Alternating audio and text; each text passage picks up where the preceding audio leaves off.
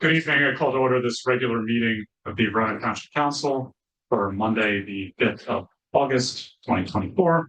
Madam Clerk, would you please read the Open Public Meetings Act compliance statement? Notice requirements of the Open Public Meetings Act have been satisfied with respect to this meeting of the Township Council. The meeting time and date were included in the public meeting notice along with the public internet link and telephone call-in information. Said notice and the meeting agenda was posted in the municipal building and sent to the official newspapers of the Township, the Verona City Grove Times, and the Star Ledger, at least 48 hours preceding the start time of this meeting. The agenda and handouts can be viewed online at veronanj.org/council meetings. A public comment period will be held in the order it's listed on the meeting agenda, and instructions on how to comment will be provided at the appropriate time. Thank you, Madam Clerk. Would you call the roll, please? Councilwoman Holland? Here. Councilwoman McGrath? Here. Councilman Roman? Here. Deputy Mayor McAvoy? Present. Mayor Tamboro?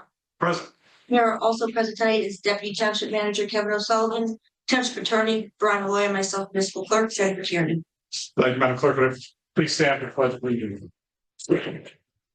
Pledge allegiance to the flag of the United States of America and to the republic for which it stands, one nation, under God, indivisible, liberty and justice for all.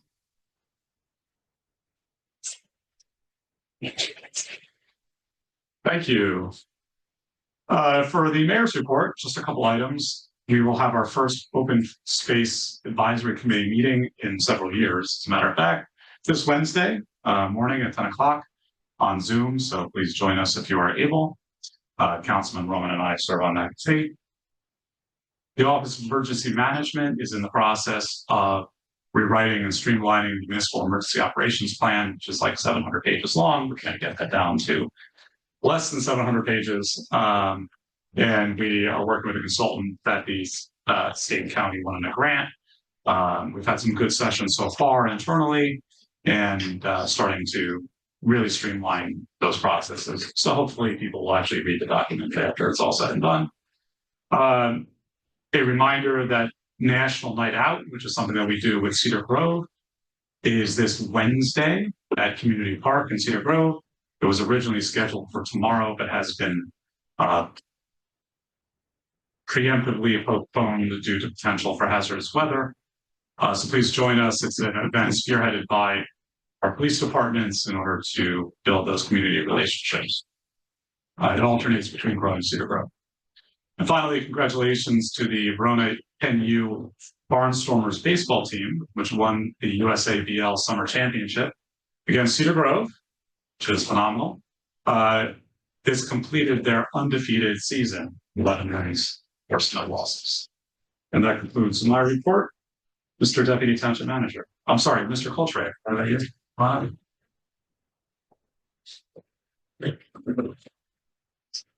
sorry I didn't make the agenda this evening. Apparently, they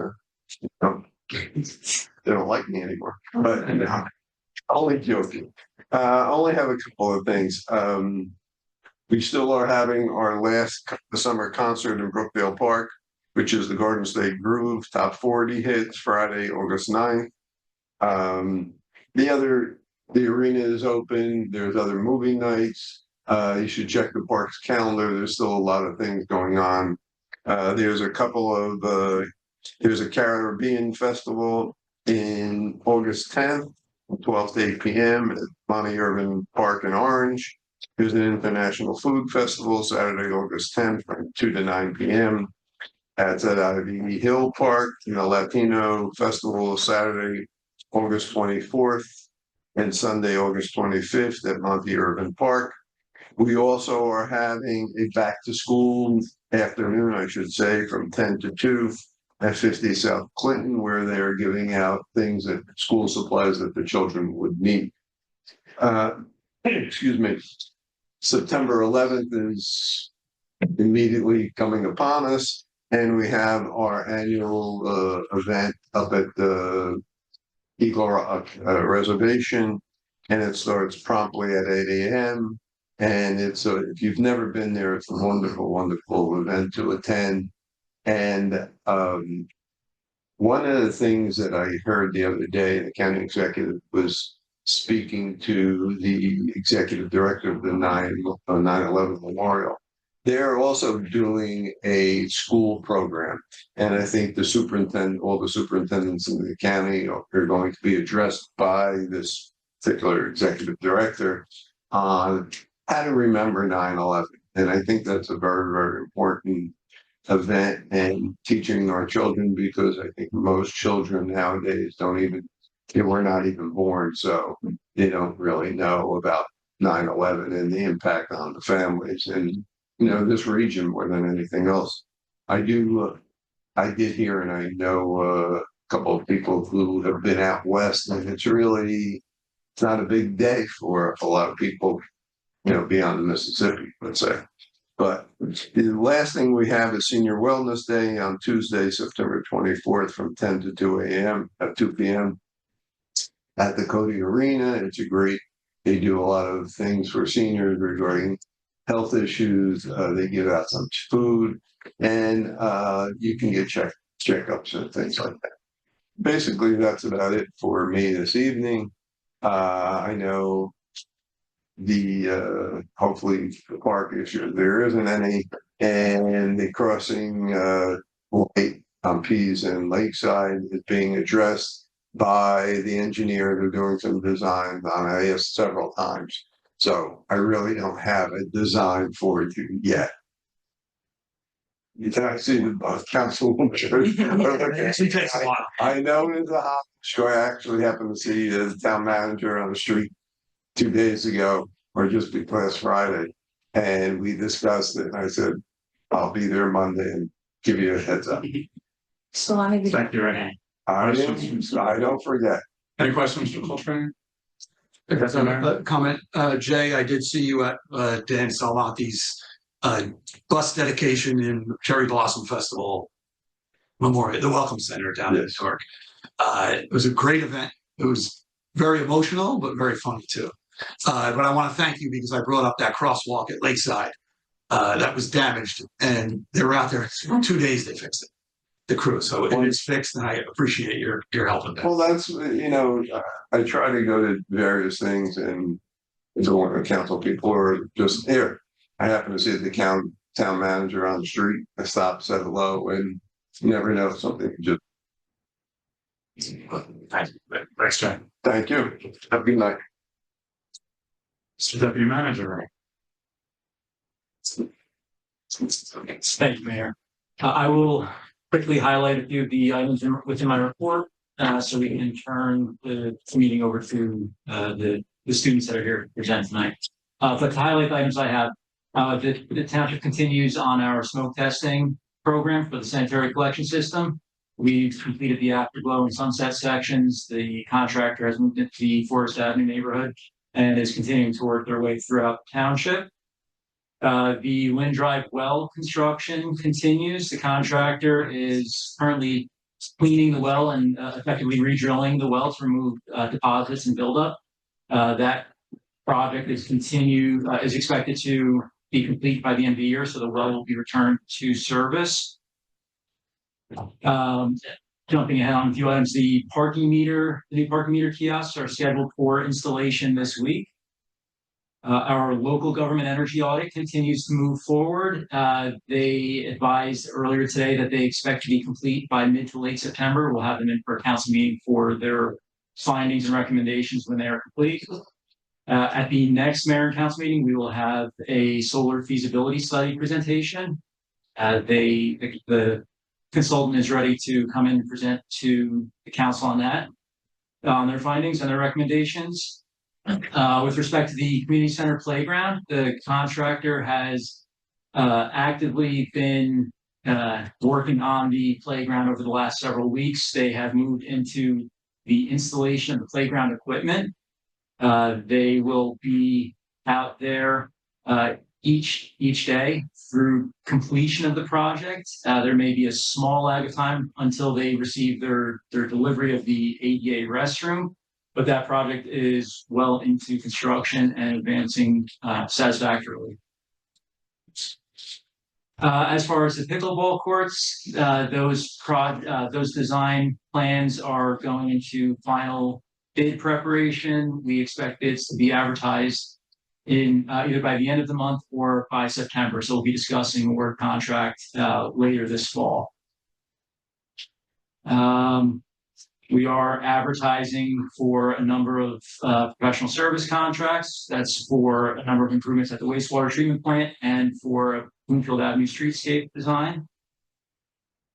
And I will refer to my report for the rest of the items, but if there's any questions from the council, I'm happy to answer. Councilman McGrath. Thank you. You know, at our last meeting, we went pretty quickly through our consent agenda, and we did not talk in public about what the emergency work that is happening at the building, the tower building, the communications building. Can you just provide us with a quick summary? Sure. So the contractor has ordered specialty equipment that will be used to underpin one section of that tower building that is effectively settling over time. The settlement on the building is resulting in some fractures on the building facade and along the roof lines. So these repairs, the equipment, once it is delivered, it will be installed likely in the September timeframe. We're waiting for final delivery, but that contract will be to secure that structure and all the equipment that is reliant upon that structure, which would be a number of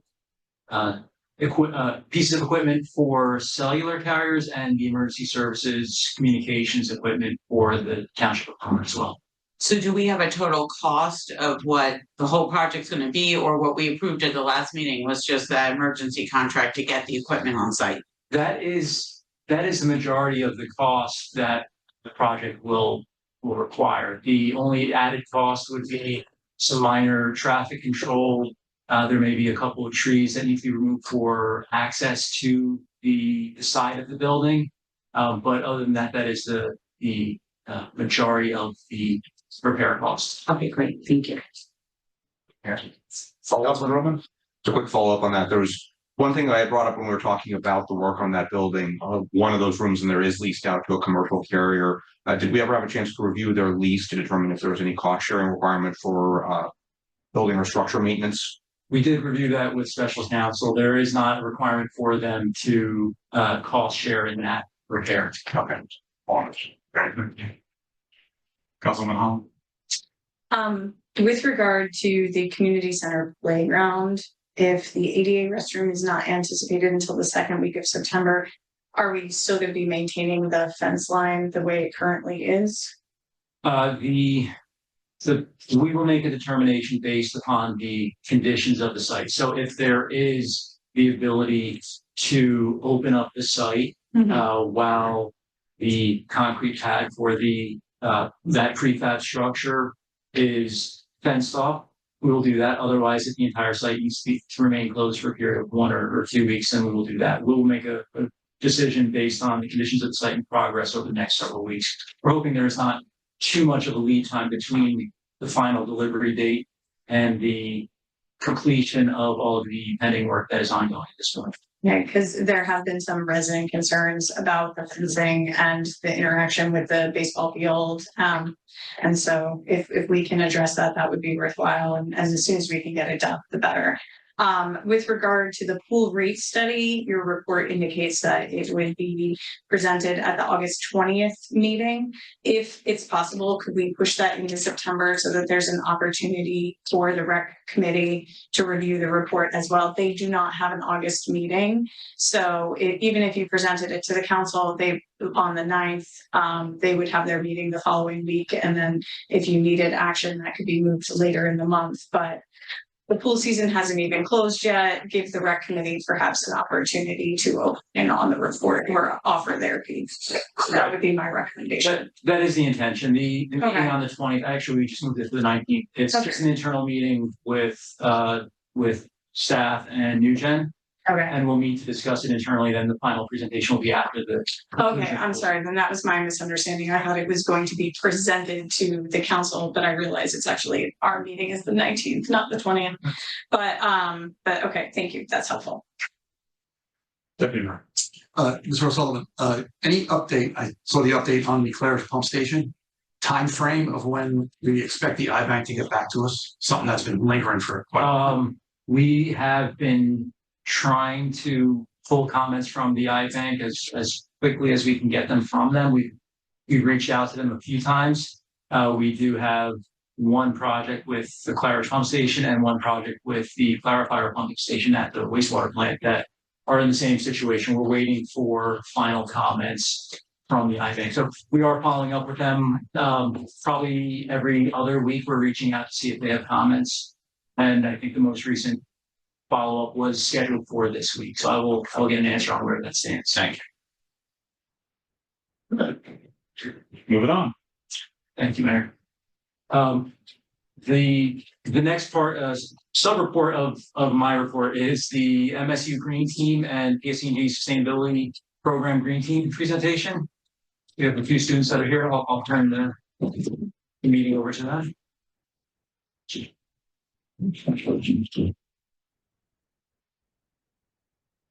Thank everyone. I would like to start off by saying thank you very much for having us here. We're very grateful for the opportunity. We are the Green Team serving the Township of Verona from PSEG Institute for Sustainability Studies at Montclair State University in consultation with Sustainable Verona as well. Is the red light on that microphone lit up? Yes. Okay. Is it hard to hear? Yeah, you're good. I just want to can the speakers go that way so we can. Gotcha. My name is Emma Grantbeer. I'm a psychology and environmental studies major at Oberlin College. My name is Mustafa Kiali. I'm a finance major at Montclair State. My name is Mutanu Biti. I'm a public health and biology double major at St. Lawrence University. My name is Roberto Riviere. I'm studying environmental engineering at Polytechnic University of Puerto Rico.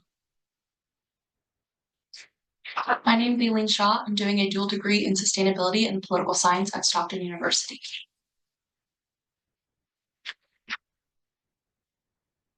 So the field that you see on the screen right now is Centennial Field. Centennial Field is a 13-year-old artificial turf field that is nearing the end of its useful life.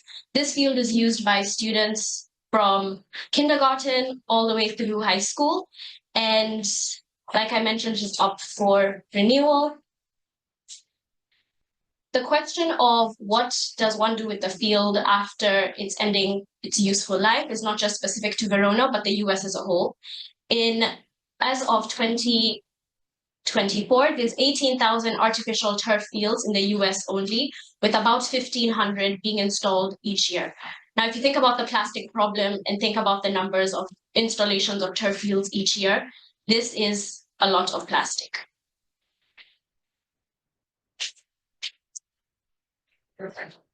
So now that we know some background of Centennial Field, I would like to ask, what exactly is artificial turf or natural grass? So for artificial turf, it begins with synthetic grass fibers at the top, and this is made from either polypropylene or polyethylene. So think a plastic bag or a shampoo bottle.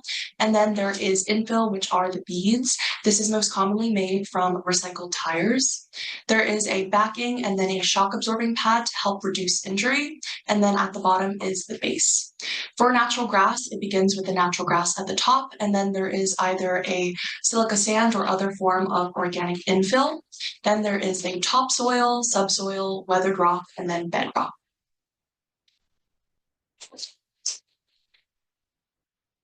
So not only did we study the different structures of the two playing surfaces, we also got together with our advisors and came up with a few goals and objectives for the completion of this project. That included a comprehensive report with final proposals to the town council, an environmental impact assessment. We compared the chemical exposure and chemical pollution of the two surfaces. We also looked at the injury rates and safety of the two fields. We compared the playable hours that each type of field could achieve. We conducted a cost-benefit analysis over a 25-year period, looking at the installation and maintenance. And finally, we compared the heat disparities of the two fields. So the three methods we used to complete our objectives was we conducted a literature review and met with many experts from like backgrounds from finance, engineering, turf backgrounds. And we also did data collection from Centennial and the surrounding fields. Now we're going to go into our results.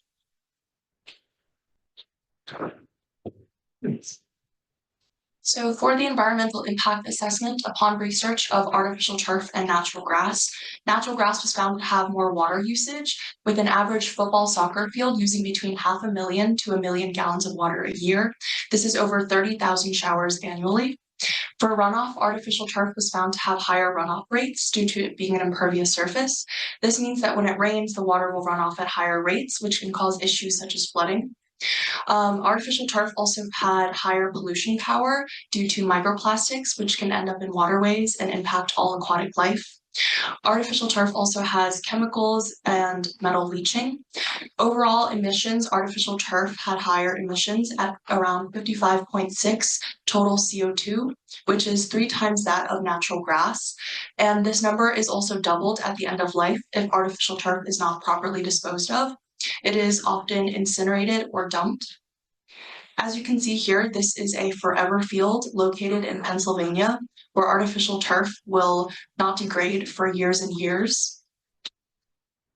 So in summary, artificial turf has better water usage. However, natural grass is better in runoff, emissions, and pollutions, including chemicals, which brings us to chemical exposure.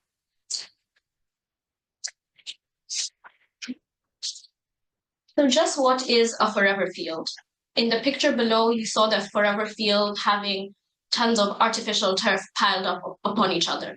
A forever field is a field that is full of PFAS.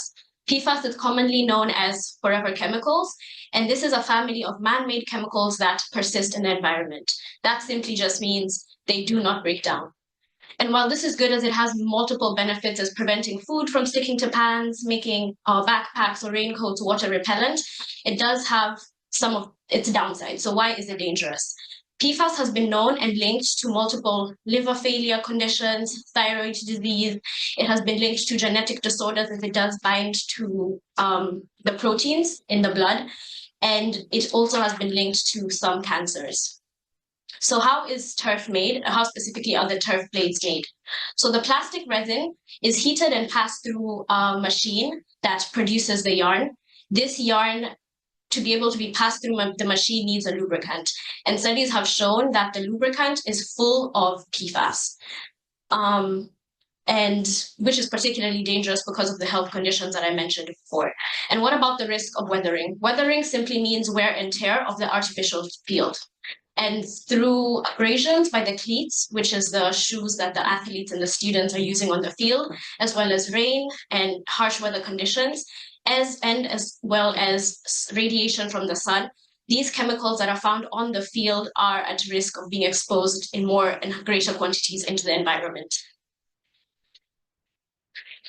Now that we know that artificial turf contains PFAS, we wanted to look into different chemicals that are found in artificial turf. Multiple studies showed that zinc and lead are found not only in the artificial turf blades, but also in the crumb infill, which, as mentioned before, is the tiny beads found in the artificial turf. And the studies showed that the highest route of exposure was through ingestion, as these crumb infill and blades are dispersed throughout the air when the children and the athletes are playing on the field. When we were looking at natural grass, specifically organic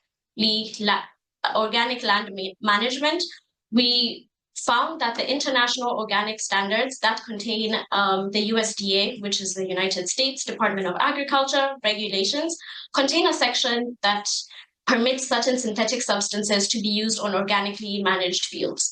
So some of the chemicals or fertilizers are the ones displayed on the screen, such as copper sulfate and ammonium nitrate. And while these have multiple benefits like soil fertility and soil health, they do, however, have its downsides as skin irritation through friction. Studies showed that the highest route of exposure was dermally, especially from friction during a fall. And speaking about fall, you're going to go into injury next.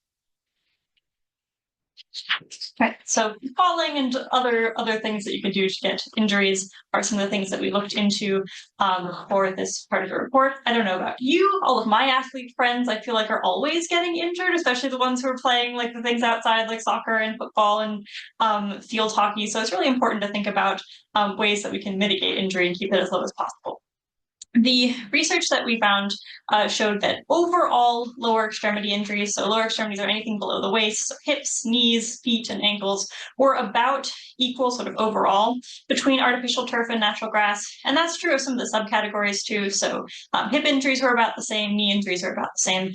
We did find a slightly higher rate of injury on artificial turf for foot and ankle injuries. The reason for this is likely because dry artificial turf has a lot of traction, doesn't have a lot of give. So if you're pushing into this sort of plastic carpet of artificial turf really hard, it's not going to divot or give away as like natural grass would. So that pressure just goes like back up into the athlete and might increase the risk of injuring like feet and ankles down there, like I said.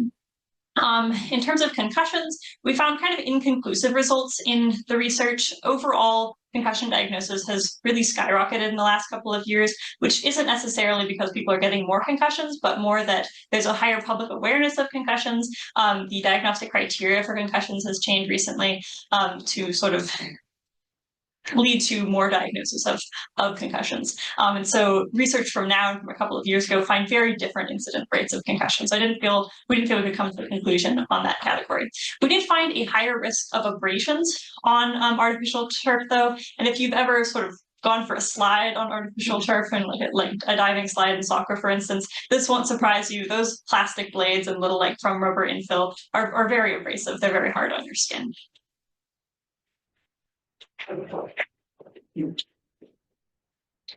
So another factor to consider when looking at the safety of these playing surfaces is the heat. The higher heat can actually increase the risk of exertional heat illnesses such as heat stroke and heat exhaustion for these adolescent athletes. So looking at the literature, it's well documented that artificial turf is a lot hotter on average than natural grass fields. There are some potential reasons for this, such as the fact that natural grass is 70% moisture, so there's a lot more evaporation going on. Another reason may be that the heat that reaches the surface of artificial turf fields does not reach down to the lower layers as it does in natural grass. Artificial turf companies are coming up with different technologies and new materials to mitigate this heat disparities, but a lot of these new systems have not been sufficiently studied and they incur additional costs. We decided to collect some data of our own. There you see on the left, that's us in Veterans Field, the natural grass field, using an infrared thermometer to get the surface temperature. On the right, we're there in Centennial, taking another reading. In the middle, that's just the ambient temperature for the day, 91 degrees. And as you can see, both fields are hotter than the ambient temperature, but on the Centennial reading, that's about 40 degrees hotter than the natural grass, the Veterans reading. We also collected data using these data loggers called HOBO data loggers, which stands for Honest Observer by Onset.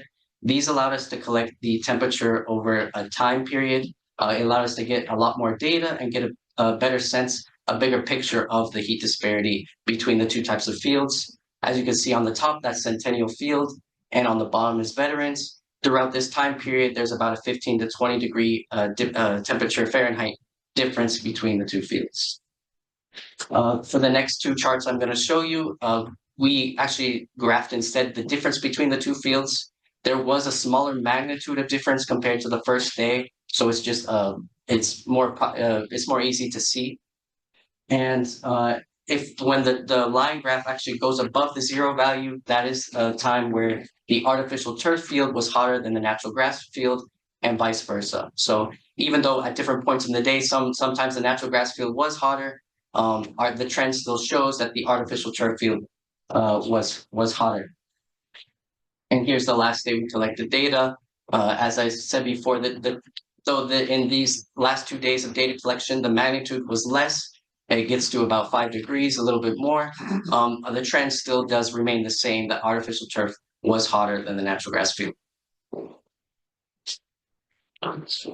One thing that extremely high heat on fields can affect is the number of safe playing hours that you can get out of that surface, which brings us to our next section, which was number of playable hours you can get out of artificial turf and natural grass. Before I get to the results, I just wanted to show you all a little bit of how Centennial Field is currently being used. As you can see, it's mixed use, gets some use from soccer, some use from lacrosse, and some use from the Verona Recreation Department at large. As we said earlier, it's primarily used by youth. So Verona soccer is under 19, lacrosse is kindergarten to 8th grade, and Verona recreation is open to all ages, but a lot of the groups that use it are also youth groups. Altogether, these groups use Centennial Field a little over 1,300 hours, which, as you can see on the second line, is about half of what artificial turf claims that it can be used for annually. But as you see the next two lines, similar to how nearby townships of similar size, who graciously gave us their playing hour data, use their artificial turf field.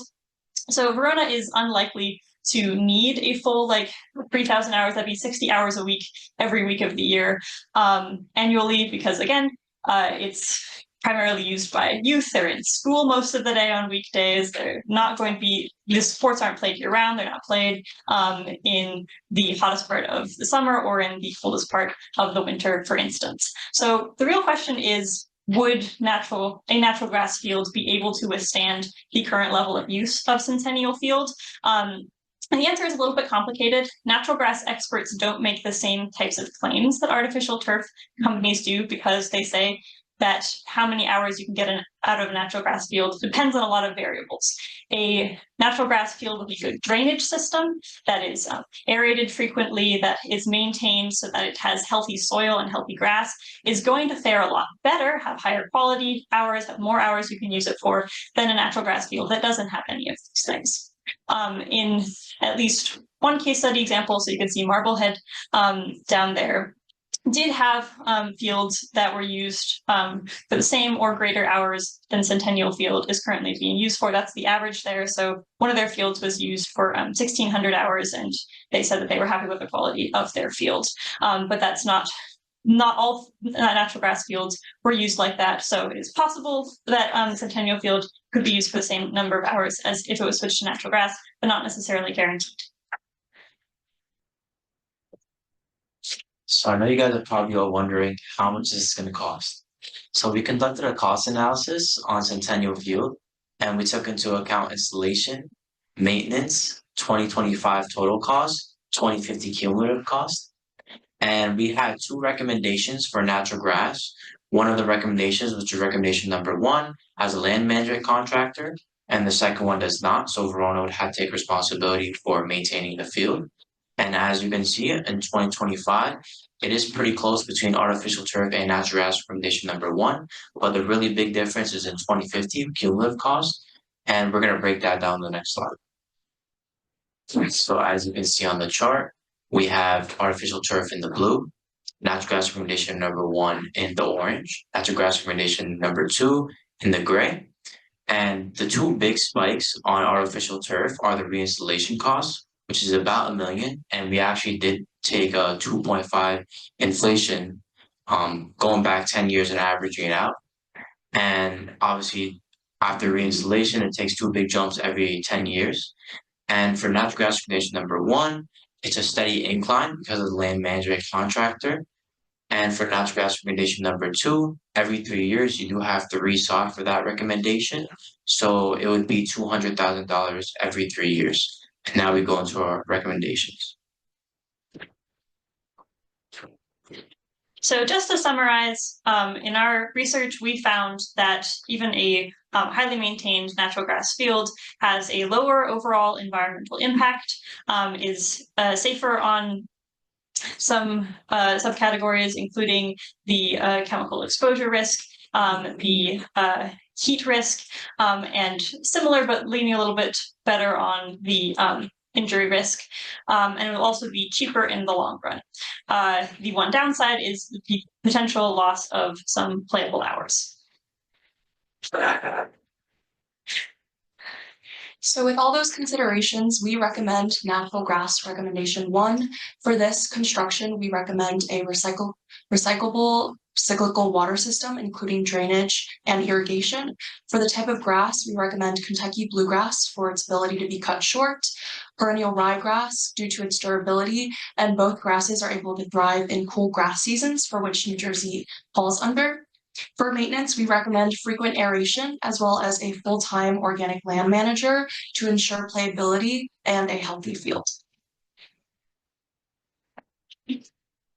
Finally, we would like to thank all the people on the screen for their guidance and support throughout the entirety of our project, as well as our funders. We now turn it over to the Town Council for any questions. Thank you.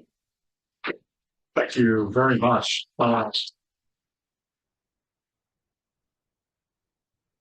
Before we start peppering you with questions, I do want to mention a couple of things. I think you all were incredibly articulate and excellent presenter. It was very clear that you put a lot of time and energy, not only into your extensive report that I think we all read because we are all nerds and like to read it, but also the time that you clearly put into making an excellent informative presentation. So you have clearly have good futures ahead of you, and I hope that one day you'll be sitting on this side because clearly you have the critical thinking skills to do that. So thank you for that. It was very impressive.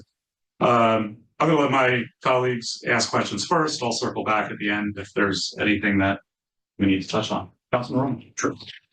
So in talking to some of our public works team and asking them about the difference between the fields in terms of usage and maintenance and so on, one of the things that we're told is that the artificial turf fields are immediately playable after a rainstorm. Obviously they have a high runoff rate, but you get a storm and the next day you can play on the field. Obviously the challenge with weather is when there's a snowstorm. If you want to clear an artificial turf field, you run a risk of damaging the field very easily. But I'm kind of curious as to your thoughts about that sort of turnaround and ability to use the fields. You talked a little bit about, well-drained natural turf fields or natural grass fields. I'm kind of curious if that's something that would be able to be used the day after a storm event, or if that still has to have time to recover. That's really the question. We have a big storm. What kind of surface can we actually use the next day? So I'll let anyone in the group question. Yeah, that's a great question. So, like I said, it does vary for each of the fields. Verona, as I've been told, does not currently maintain its natural grass fields very highly. So I've heard maybe aeration once a year, mowing and sort of overseeding are the main things that are done for the natural grass fields. And because you all have sort of very high clay content in the soil, that means that as it gets played on, it's very compacted. And so that increases the time after a rainstorm when you can't use it. With fields that are well drained and well aerated, which are you all familiar with an aeration process? Am I saying words? Okay. They do recover a lot faster after rainstorms. So some of the case studies that I included, I'll talk about Marblehead specifically. The study time that they had, I think they closed their fields 5 times over the entire course of the year, which I think is not that many, because there is Massachusetts. They have, I think, sort of similar weather patterns to around here. So when it's well maintained, they definitely recover faster after rain. I can't give you an exact 100% the natural grass field will be able to be played an hour after, because it does vary depending on maintenance, but you can recover much faster when they're well maintained. Then on the content, on the thoughts of the PFAS within the natural grass or within the artificial turf fields. Obviously, PFAS is a huge concern in water management and environmental studies right now. So current product is still being made, is still leaching PFAS, and is there nothing else on the market that is being developed where that is environmentally stable and safer? Is all of this product subject to this risk? The short answer is because it is plastic and because of how it is manufactured, it will have PFAS. And so one of the big things of the research we were looking at was a lot of studies saying that they do not use PFAS in the manufacturing process, but a lot of things or a lot of different stages towards the end of the product do contain PFAS. And so there's a high risk of contamination, even though they take different routes to not include PFAS from like packaging and like coloring and painting. So there is always a high risk of PFAS with artificial turf. Thank you. Yeah. Councilman Holland? Thank you. Hi, I'm Councilwoman Holmes. And I just want to say thank you so much for the work that you've put into this. You clearly spent a lot of time on it. I think it's to your credit. It's definitely something worthwhile that you have your names on. And I'm just grateful that you were able to provide these services to the municipality. I think all of your research is sound. The areas where I have concerns about this informing next steps are really more about Verona. And so I do have some additional questions about some of the data, which I believe we probably provided to you about Centennial Field's usage. And so I would like to get more granular on that, but that's a takeaway that Verona can have. And I do just have some concerns. For example, I'm not sure if the scheduled hours on Centennial Field is necessarily inclusive of everything that's used on that field. I see that some of your research of similarly situated fields included, summer programs and others. I'm not sure if that's all captured on the usage that you included, which is probably on us because I believe we provided you that data.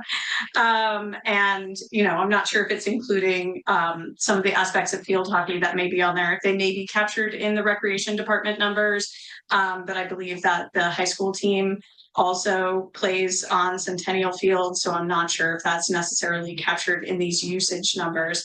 I did have questions though, and maybe I misheard it, but it looks like the only field with natural grass that's similar on your annual usage chart, which was in your slide deck, but also on page 28 of your report, is this Marblehead field.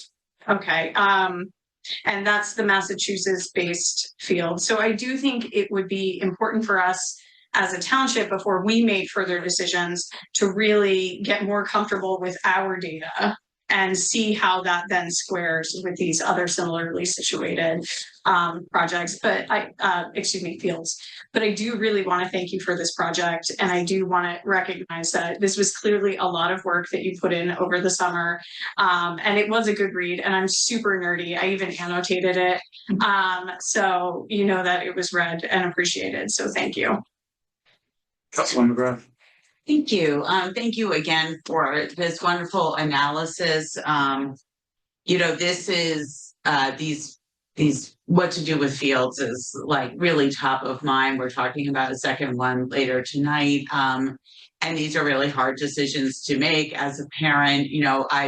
My children have brought home the little infill from Centennial Field. It's a big topic of conversation with parents, and it is kind of a mixed topic because we are concerned about cancer rates, the health of our children, the fact that this rubber seems to be everywhere, the PFAS in the water. But the flip side is parents want very sports heavy schedules for their children and their teenagers that are in high school. This field is used by the high school, and that is definitely something that we need to explore more with them and what the standards are for high school play. And so we have some more work to do on our end, but this is a tremendous first step. I do have a question or maybe a comment on your cost analysis. So obviously natural grass fields need to be watered. And so my question is, did you actually factor in the cost of water into the analysis? So we factored for both recommendations, the water, but couldn't get like a specific, number. So I think the recommendation number 2 would include the water. I don't think we recommended it for the first recommendation. Okay. Well, to us, water is not free, unfortunately. Yeah. And we're spending a lot of money actually removing PFAS from our water. So the irony on this abounds. But to water the grass field is going to have a cost to the township we refer to it as lost water, and we just had to raise our water rate significantly. So that's just one feedback in terms of thinking, in the future about doing these cost analyses. We have to, make sure that we account for all of it. But the other comment I had, and I'm not sure if you can answer others, is if you looked at changing climate when looking at playable hours, because we are in a section of the country that is expected to be wetter. So when we're looking at a 10 or 15 years in the future about playing time, did that thought come that the fact that we may actually be experiencing more rain events, and so that would be more of a consideration for us as we're making this decision between, what we need to do in terms of playing hours? Did that come up at all?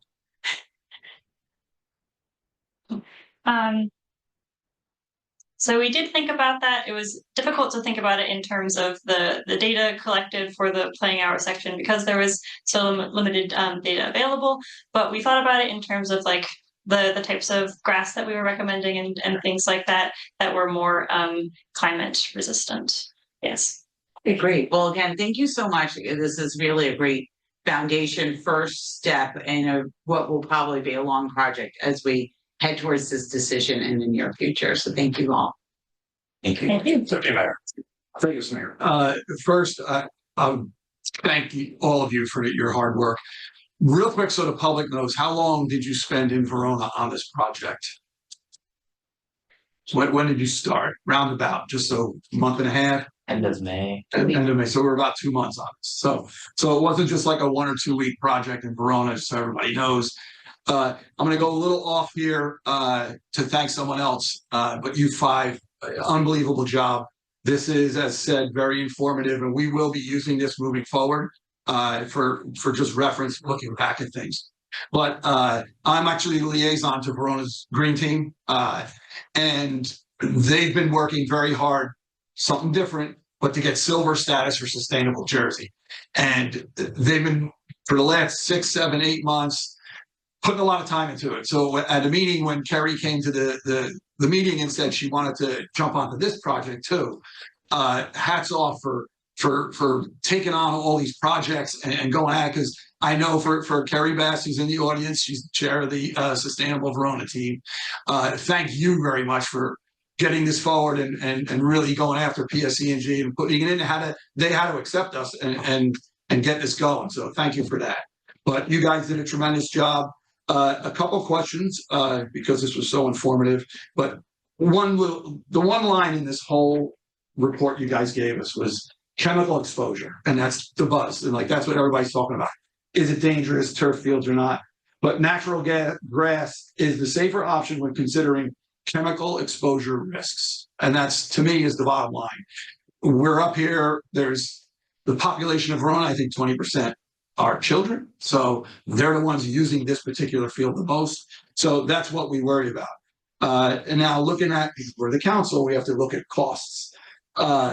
In the cost analysis, I'm sure it is, but I'm just wanting a confirmation, maintenance of the drainage systems, whether it's turf or natural grass, there's drainage systems that have to be cleaned, maintained.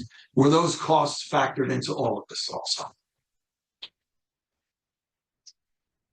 Yeah, and I just want to add, I think Mustafa misspoke a little bit. We did factor in irrigation value for all of the recommendations in the maintenance section of the report. And just answering your question, Deputy Mayor, we did the maintenance of the drainage system as well as the installation of the drainage systems was factored into our report, including particularly an additional allowance over the 10-year period of the drainage system needing additional repair, additional upkeep, after that time frame when it becomes a higher cost. So we did look at that report. Right. So right there, so I'm going to follow up on that. Yeah. Because we have on our wells, we're spending millions of dollars on filtration for PFAS. Did you find in your research any systems for natural grass that actually have runoff, for turf, that actually filter PFAS right there, or nothing in that one? So within our research, we did not find anything that was able to filter PFAS. Directly out of it. Yeah, directly out of it. Yeah. Thank you. No problem. Thank you all again. I mean, this is a great reference for us moving forward, and we will be looking at it. Thank you all. Thank you. Thank you, Mayor. I have a couple questions for you all. In the report, you cite a 25-year lifespan for the artificial turf field. The artificial turf vendors will give us different lifespans depending on whether they want to resell us turf or if they want us to buy their turf. So we have a number of different years that exist. So our current field was installed in 2007, right? The Centennial of Verona, that's by Centennial Field. So at this point, it's 2024. The field is actually kind of past its useful life. So we're on this current field is on kind of 15 to 17 to 18 to we're stretching out as far as we can lifespan. What informed your assumption of 25 years? Has the technology changed, or is this an industry standard? If you could help us with that. So I think either we misspoke or I believe the 25-year was looking at the long-term costs, but we were actually assuming a 10-year reinstallation for artificial turf, a 10-year lifespan. As you mentioned, the field, Centennial Field, has lasted about 13 years already. But on the other hand, the conditions on the field are a little bit worse if you compare it to, say, Liberty Field, another artificial turf in Verona. And so, yeah, once you get to these older fields, that you have increased the risk of injury, and the play is not as good. So we went with that 10-year number that is often advertised by many artificial turf companies. Okay, all right, that makes a little more sense on where we came to the $4.5 million number. Yeah, if that's okay. Thank you for that. You talked about a cyclical drainage system, which is something that when we talk about water, this is an interesting thing. What do these look like as far as actual conservation of water, based on their cost effectiveness? Are there any success stories with these cyclical drainage systems for the natural turf field?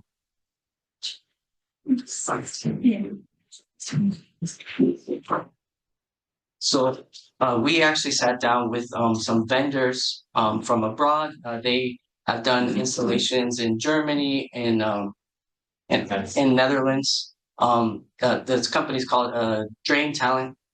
They actually have created systems like this that actually store the water that is landed on a natural grass field and recycle it back into the grass when, say, it's a drier period. So going back to an earlier question about a heavy rainfall on these and playable time, as a result, if Verona were to invest in a product such as Drain Talent or there are other products as well, that would allow for more playable hours. Maybe not as much as artificial turf, but still considerably more playable hours even after heavy rainfall. And the added benefits of potentially recycling the water back into the aquifer system as well. So there's like a few different products, a Drain Talent, and then but that was one that we sat down and spoke with the vendors about. Then I have one final question. Is there anything? Actually, I'm sorry. I'll give you one final question. Is there anything in here for which you felt constrained, that you felt like you didn't have the data and you had more questions that, given more time, you would have liked to explore? So the subtext of that, is there anything you think we should be looking at more that maybe you didn't get every answer to that you want? And if it was comprehensive and you're good, that's fine too. But you always ask what's not in the report. I'll just circle back to one of the other questions and concerns about chemical exposure, because it is something PFAS, a bunch of the compounds and families of the PFAS are yet to still be discovered. And so there's so much more to PFAS than we already know or that the scientists already know right now. And so that's one thing to always keep at the front of your mind, is that a lot of information also may not be upfront. And so just doing that research and looking into that, because it's never going to be on the blueprint as well. Yeah. Very good. Your photographer's here, so we're gonna take a picture with everybody and you all, so council, come on. She had that. Oh, did you have one more point? I'm sorry. Oh, yes, I just wanted to say, so we talked, we were recommending natural grass. We didn't have as much time in this report to get into like the specifics of all the types of natural grass management that might be best for Verona specifically. So it could be useful to look into that as a township to ensure the best quality service you could have. Good point, thank you. Thanks. So solutions. Right, it's on the right. First off, guys, it's not. Carrie, you got it. You hear that? Yeah. Sorry, it's like your. Yeah, oh yeah, we did, we are. I'm sure there's here, but so. Give this Now,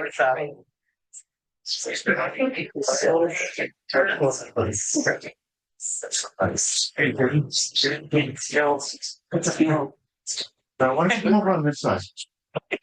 They count by themselves. Come on, you know, like, smooth just on the hands, like this. Nice.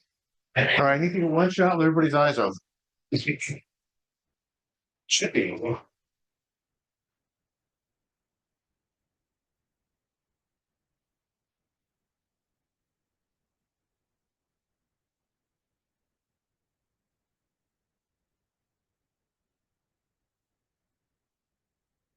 She's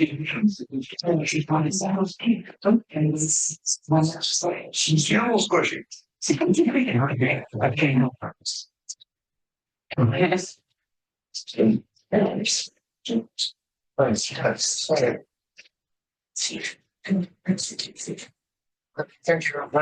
you. Thank you all. Thank you. On this. Thank you. Yeah. Tremendous job. I think you're right. Process. Nice. From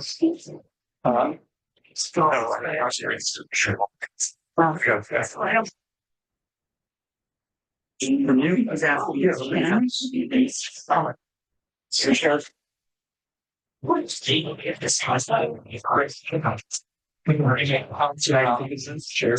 carry it. Yeah, I don't want. No. So.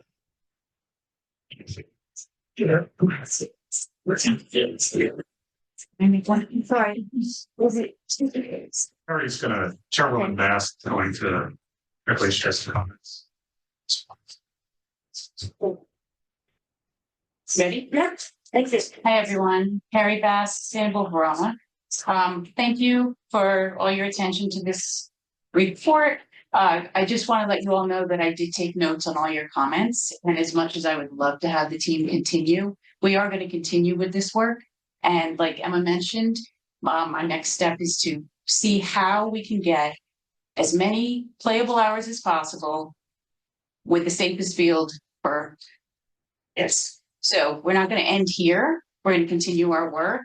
And I did want to let you know that, and let everyone know that it is kind of becoming a national issue. So in New Jersey, Cape May has banned installation of artificial turf. South Plains and Scotch Plains and Westfield, the voters just rejected plans for artificial turf fields. In Massachusetts, Martha's Vineyard banned the installation of artificial turf. The towns of Arlington, Concord, Wayland, Sharon bans artificial turf. The city of Boston has banned artificial turf installations. California, the city of Millbrae, banned the installation of artificial turf. California has set the law allowing local government to institute bans. Currently, LA is looking to ban artificial turf. New York State has, starting in 2026, bans of artificial turf with PFAS. Vermont law bans artificial turf with PFAS. Colorado bans artificial turf starting 2026. Massachusetts has a pending bill. Interesting, in Ohio, they've just introduced a bill that all sports stadiums should have to be 90% or greater natural grass. Washington, D.C. has a ban on tire crumbs since 2017. And then globally, the European Union has a ban on crumb rubber, artificial turf infill, and FIFA only allows their players to play on natural grass. So it is something that, it's a national issue and a global issue. So thank you for, considering it and considering all our options. And our work is not done, and we do want to get more Verona-centric and Verona-specific to see if we can make this work better for Verona. Okay, sorry.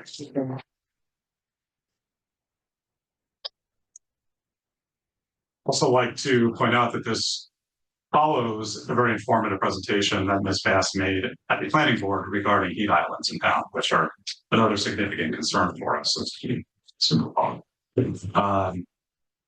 Mr. O'Sullivan, I believe we're back to you. Sure. Yeah, clerk's gonna set up the display for continued discussion on Everfield. I'll give her a second to set that up.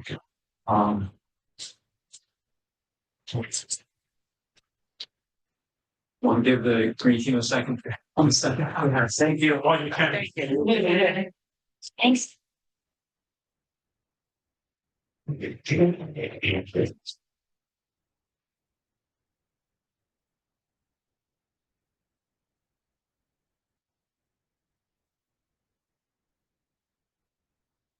Touch on Everfield continues. On the screen now is the current version of the Everfield concept. I will walk through the general highlights of the concept and go through some of the changes that have been made over the course of the past several months in an attempt to address some of the comments that have been received. Just generally speaking, the project itself is a rehabilitation of the Everett Field site. The improvements include complete reconstruction of the athletic field, including new grass turf, new clay infield, new fencing, new dugout areas, batting cage areas, an entire ADA compliant walking path around the perimeter of the field. There is a parking lot, a paved parking lot across the front of Bloomfield Avenue. There are a number of landscaping items that are addressed at the concept level. And there is a playground that is placed between the center field fence and the backside of the parking lot. The general revisions that have been made to the site compared to prior versions that have been discussed at Township Council meetings.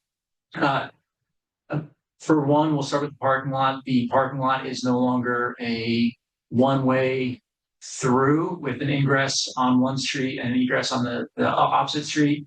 That secondary egress has been eliminated.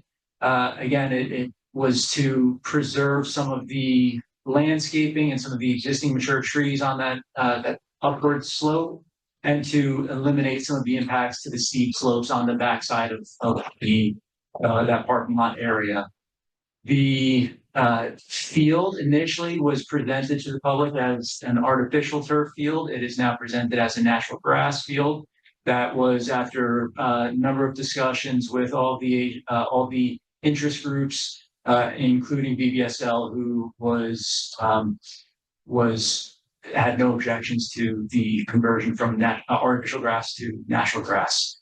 One of the key changes to the design was a shortened left field outfield fence. There was an intention to try to extend the outfield fence to expand the playability of the field as best as possible. That left field fence has been shortened to reduce the impact again to the slopes across that beyond that fenced area. And generally speaking, the field has minimally been shifted forward towards Bloomfield Avenue to reduce the impact of the slopes on the backside of the field. That allowed us to pull away from some of the steep slope areas on the backside behind the field. It also allowed us to reduce some of the wall heights just at the preliminary concept level. And in doing all of that, it allowed us to provide some value engineering on this project in general. The project itself, as it was presented and as it is shown now, is it's subject of a number of grant applications that the township has applied for. The township has been fortunate to receive $810,000 in grant applications to offset construction costs. With ongoing discussions with CBSL, there is an understanding that the initial discussions of an ADA compliant restroom and PA structure behind home plate would be entirely donated through VBSL organization. That would be donation of design services, constructions, and material services. So what we've been able to do from a planning perspective is modify the field, make some minor changes to try to address some of the concerns related to whether it be artificial turf or impacts to steep slopes. Some of the concerns about cost, we've been able to address some of those questions through our successful grant applications and the endeavors with VBSL to eliminate or reduce some of those costs across the general project. So at this point in the project, we have gone through a number of versions of this concept plan. We've received a handful of grants. We are going to continue to pursue one more. There's one more avenue of a grant application we will look to pursue with CDBG as soon as they make available another round of reprogramming money. We will submit one more application for this project. I think we are close enough to be able to demonstrate that it is very close to shovel ready. But at this point, the next phase of the project would be authorizing the scope of the project so we can advance a lot of the rest of the discussions into final design. We still need to work through final design decisions for stormwater design. We still need to finalize the grading plan, which will, in coordination with this final site layout and the grading decisions, we will be able to value engineer and reduce wall heights where we can and decide if there is a benefit to potentially being able to elevate the playing field to reduce wall heights. We need to get into the final design to make those final design decisions. There's final landscaping decisions that we will need to coordinate. The idea would be to work with Environmental Commission and Shade Tree Commission on those final design decisions to determine what trees are impacted through this, which trees on the site are potentially declining or invasive species trees that maybe there's an opportunity to improve the aesthetics of the site and the viability and the health of the landscaping on the site with purposeful replacement of appropriate trees. A lot of those decisions will come through the final design, and at this point, we would need to authorize the final scope, and then we can present a bond ordinance for introduction to the council at an upcoming meeting based upon the discussions tonight. Thank you, Mr. Sullivan. Questions for Mr. Sullivan, Councilman Rowan? Just a reminder, one of the things that we had asked about whenever we're considering sort of major projects is we do want a statement of taxpayer impact, some kind of forecasting as ultimately what is the average homeowner going to see from this project. Sure.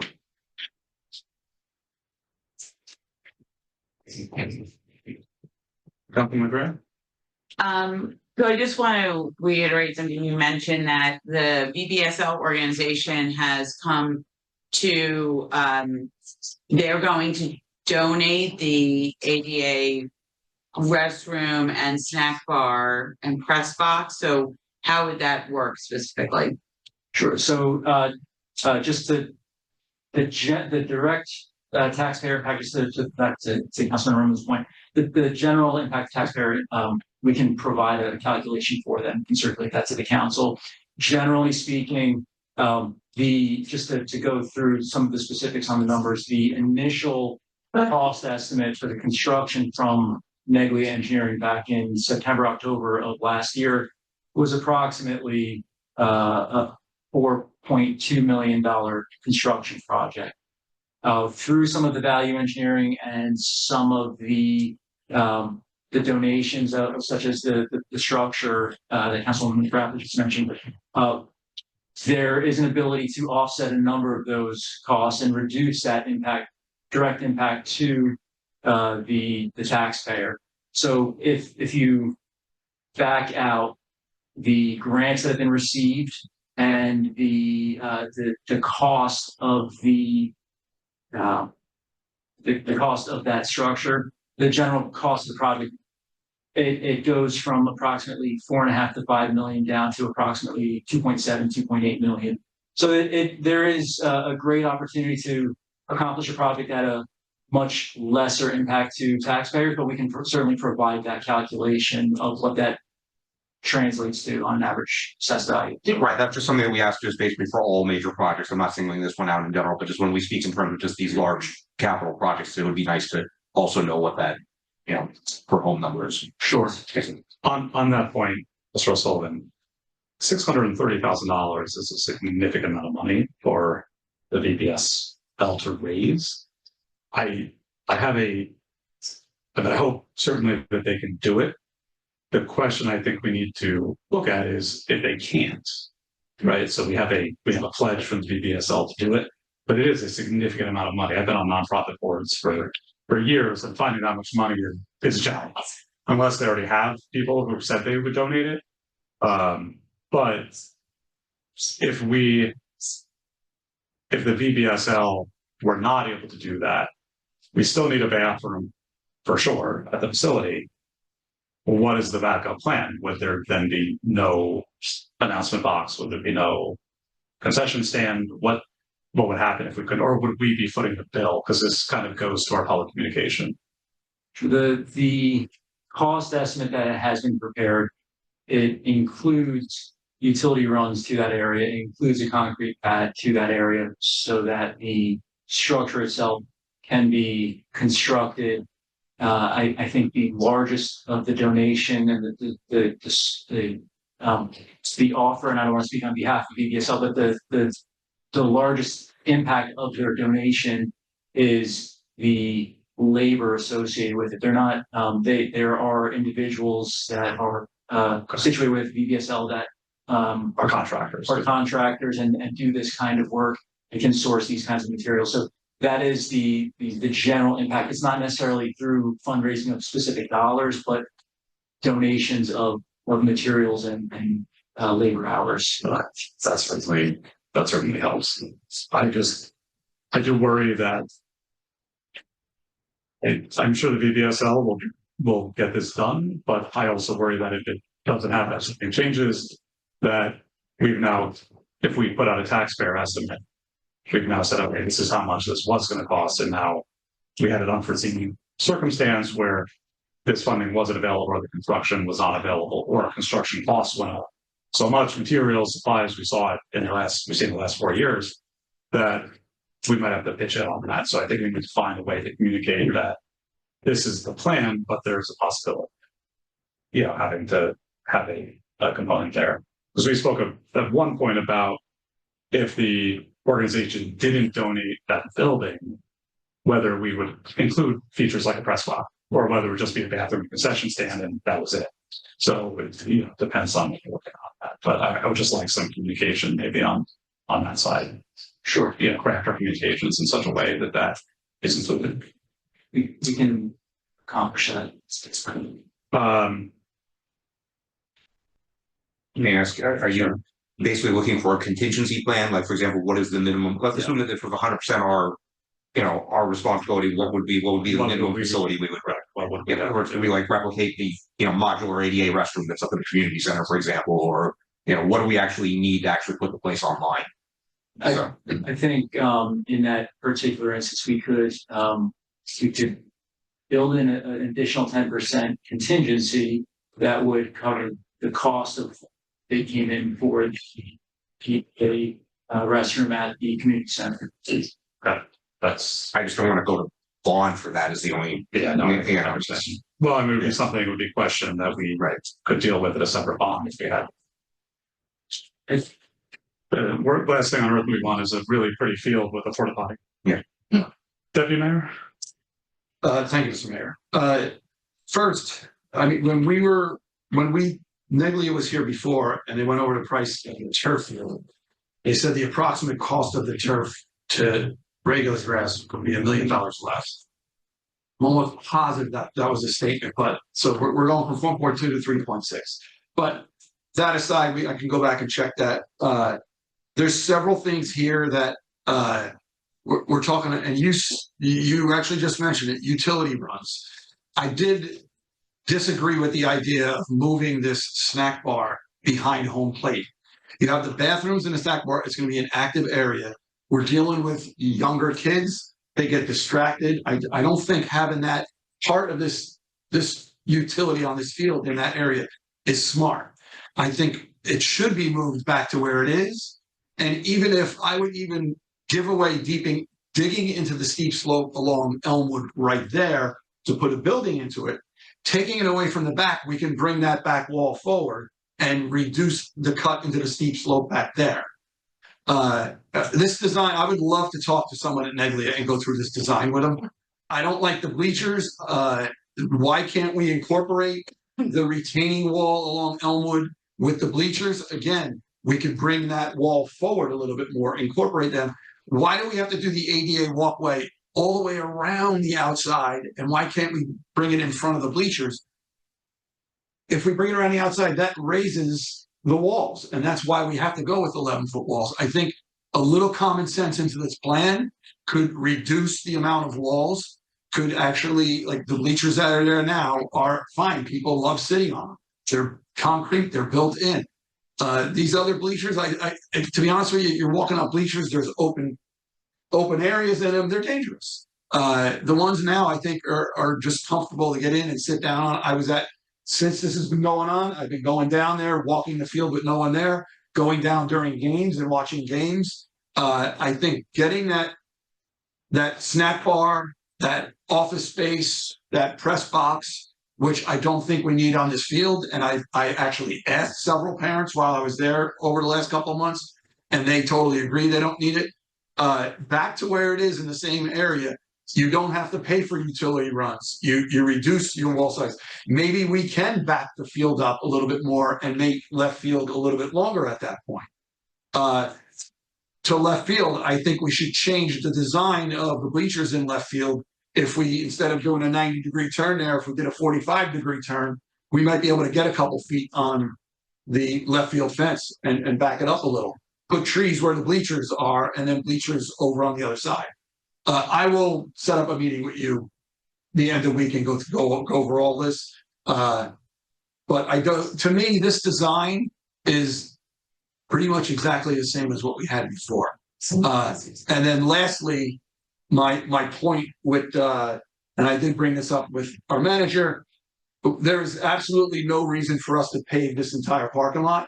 I actually sent him a couple products that we had that I didn't send them to him, but I discussed them with him, and I can send them.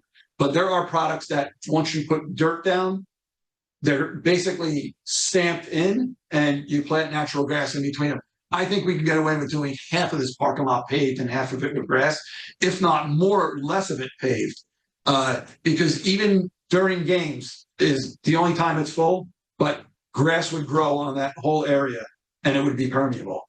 That area in front of Everett Field on Bloomfield Avenue is an area of concern by the county that floods. And in any storm, probably yesterday, I didn't go down there, but it was probably flooded yesterday. So I think there are some areas of this plan I'd like to talk to the engineer about and see if we can tweak this. And that's all I have.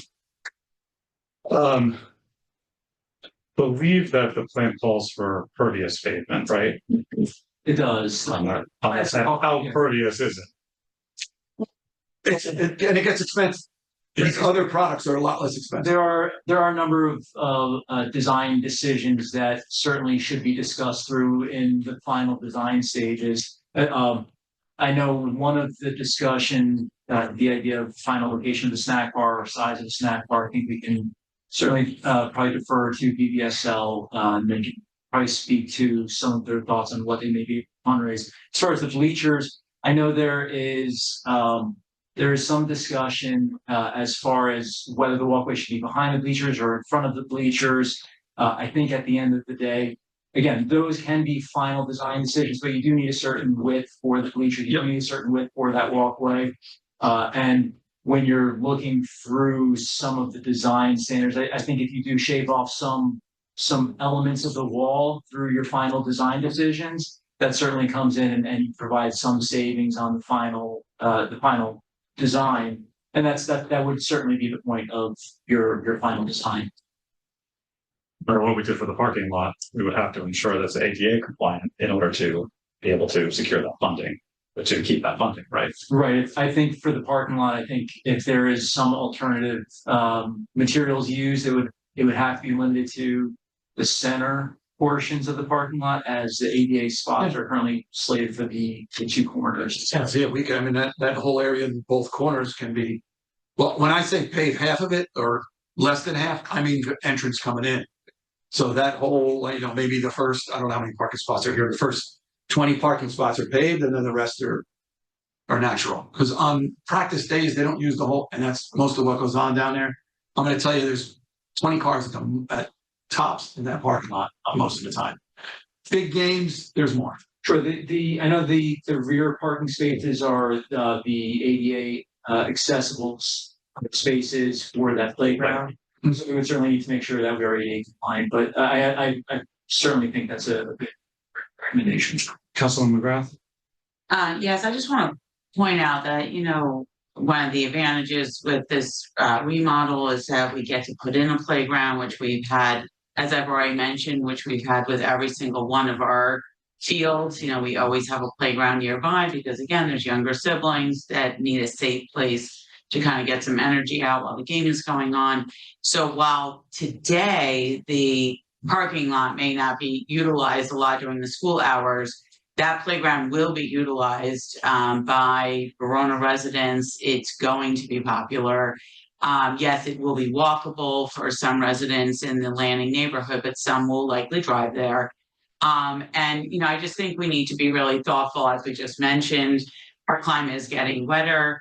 And while I appreciate, I think it was great that we were thinking of using, permeable blacktop surfaces on this to be environmentally friendly. Like, we just need to really think through, again, the long-term ramifications. I guess my question is, Councilman, the Deputy Mayor has raised some of this stuff before. Are these decisions, were they incorporated or were they not addressed in these designs about moving the snack bar? I really thought was sort of more settled. The discussion on the final location of the snack bar has not been discussed with the design engineer. It's the concept plan had the snack bar behind home plate, and there has not been a discussion with design engineers to relocate that. I think it would be helpful to see what it would look like. To have an alteration so we could actually see what would happen with the walls, what would happen with the bleachers, and actually have a second turn for this so that we can look and pick the mayor's end. Councilman? I will reinforce that. One of my concerns with sometimes our design process is that we get so far along in these and we spend money and we get so close to, okay, well, we need to get the project going when there's, sort of significant questions about layout of a site. And we want to make sure that we don't, but he's got some very good points here about ways that could possibly reduce cost here. And I still don't want us to get too far ahead into this, and to get to, sort of go time and still have these sort of major design questions open. So I really would like, if he, have suggested a meeting or potentially with, speaking with Neglia, but, I think that would be a very good idea to get some additional options here. Thank you, Councilman Holly. Can you speak a little bit about some of the stakeholdering that you did to develop this second revision to the plan? My understanding is that you and the township manager conducted several meetings with the interested stakeholders. We've met on site with members of both Shade Tree and Environmental Commission. We did meet with them on site to go over some of the comments. We've had ongoing discussions with BBSL to review the concepts as they've gone through each of these variations. We have been trying to garner each of the comments from each of the interest groups, make these recommendations without completely sacrificing an entire element of a project or trying to meet in the middle of what might be potentially different opinions of how a site should be laid out. But we have been trying to present the project and plan a project that does try to address as many of the comments from stakeholders as possible. I think that's really helpful to know. I also sit on the Recreation Advisory Committee, and the Recreation Advisory Committee also provided input on this field. And I do see that there are certain elements of their recommendations that are reflected in this. I will also just comment, having sat on the Recreation Advisory Committee for the last several years, that Everett Field, like several of our other projects throughout the municipality, so not limited to recreation, is one of those major assets that hasn't necessarily been adequately maintained, such that in order to bring it back into, I'll say compliance, but really back to a level where it should be, it is going to be an expensive endeavor. And this is part of why it's important for us to be continually investing and reinvesting and maintaining our facilities so that we don't have these large sticker prices. So it's just a comment that I just wanted to make on the record. I also just wanted to acknowledge that we do have representatives of VBSL in the audience this evening. And if Mr. Mayor, you would recognize them, I think they may be able to speak to some of your points and provide some meaningful feedback on some of their desired positions. But obviously, as the chair, that is your choice.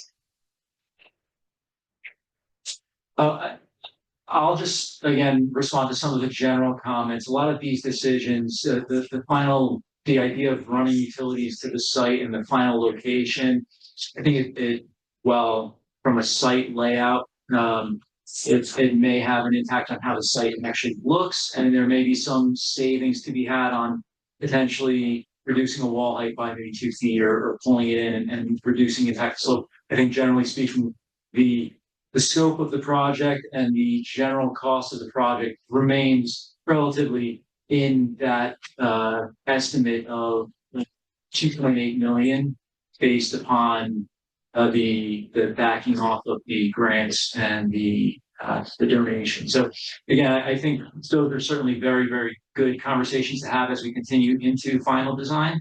And it's certainly having a final design presented again at a public meeting when we are further along in both the design of that site as we work through all of the ongoing comments, but also as we hear where BBSL is on their element of the project. I think those are continuing discussions that we can continue to have. And I'll just commit to them. Thank you, Mr. Sullivan. Okay, do you have anything else for your? Nothing else. I'll be available whenever we can do this as soon as possible so we can get a final design and really move forward on this because this has been dragging on for a good bit. Anybody from BBSL who does want to speak will have a public comment session about as soon as the council member reports are done. So hopefully those will be nice and brief, and we can get anybody up here who would like to comment on their personal opinions or if they're speaking for the organization. We can do that at that time. Deputy Mayor, you're up. Thank you, Mr. Mayor. Once again, I'd like to congratulate Dan Salvante. I went down to the bus dedication. He has been the Essex County Parks Director for 28 years. He was a resident of Verona for many, many years, grew up in Verona and went to Verona High School. So congratulations to Danny. It was very, very emotional. It was a surprise. And he was speechless for the first 10 minutes. So that was nice to see, but he was very, very honored by it. Also, congratulations, the Lions Club did another medical equipment van load that went to Ukrainian people, and they did a pickup of housing, goods for the last month and a half, and they filled the truck on Saturday. I went up there and helped them load all the equipment up, but thank you to the Lions Club for all they do and all they do for others, outside of Verona too. And lastly, Wednesday, there is the summer concert in the center of Verona. John McDermott Band is playing. Please come out at 7:00 till 8:30 and join us. That's it. Thank you, Councilman Roman. I'll be very brief. Councilman McAvoy already mentioned the summer concert series. I've been to, I think, every one of them so far. There is one coming up. There's a rescheduled show at the end of August, August 28th. But those have been great. So, in terms of the process of picking the bands this year and putting the shows on, big thanks to everyone involved in that. And happy birthday to Councilman McAvoy. This past week. So, I missed it, Jack. I'm sorry. and that's my report. Quite all right. Councilman McGrath. Thank you. Briefly, the Multicultural Inclusion and Accessibility Advisory Committee met. They discussed fall planning for events, including Hispanic Heritage Month.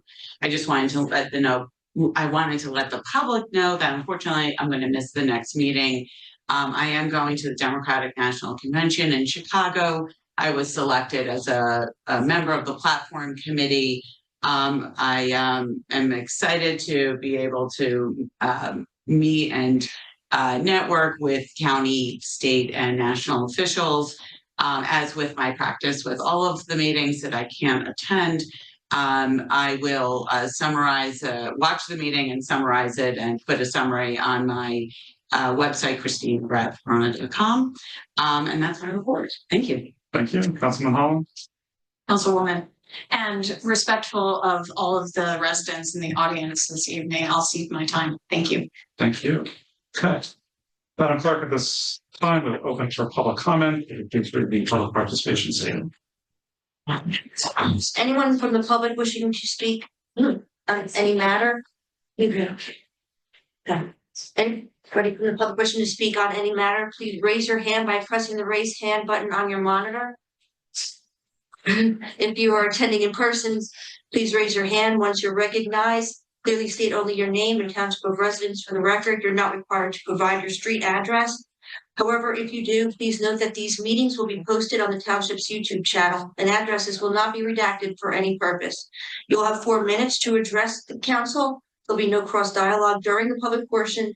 After everyone wishing to speak has been heard, the council may address your comments and or questions. It's open on to whatever you want to do. Thank you, Madam Clerk.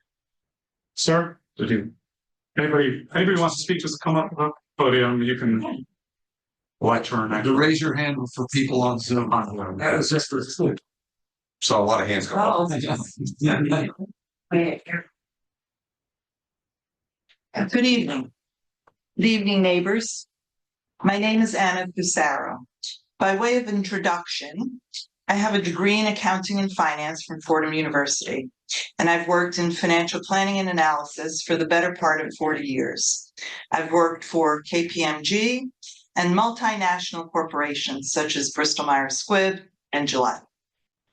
Suffice it to say, I know my way around an Excel spreadsheet and a financial plan with proper due diligence. I've done many. Now to the matter at hand. I am indebted to our town's emergency workers for deeply personal reasons. The police, fire, and EMT are extraordinary people, and I have great respect for each and every one of them. They deserve to have the resources they need to be effective in their jobs. We deserve for them to do their jobs effectively for us. At the first public meeting about the Emergency Services Project, many of us expressed many significant and valid concerns about the proposal that is being marketed as a win-win for everyone. It's a very clever PR slogan to obfuscate the truth. It was implied that I was not being for the emergency personnel if I was against this proposed solution. Let's put that to rest because it is a gross misinterpretation of my objection. Currently, the buildings that house our police, fire, and EMT are just about 5,000 square feet each. The lot size an average Verona home is built on, for a combined 15,000 square feet. They are each centrally located individually in our business district. The proposed structure is 55,000 square feet, the size of Verona High's football field. That is more than 3 times the combined current footprint of 15,000 square feet. This is a proposed $51 million project. Township residents have been told by the Verona town manager that the increase to our property taxes will be about $5 per home. That is just not true. Some have called it a lie. I prefer to think it was a weak attempt at selling this project by excluding some facts. Here are the facts if we dig deeper into the details. The truth is that the $5 is the tax increase after the first year increase of, at the low end, $500 per tax resident. The numbers are still very questionable.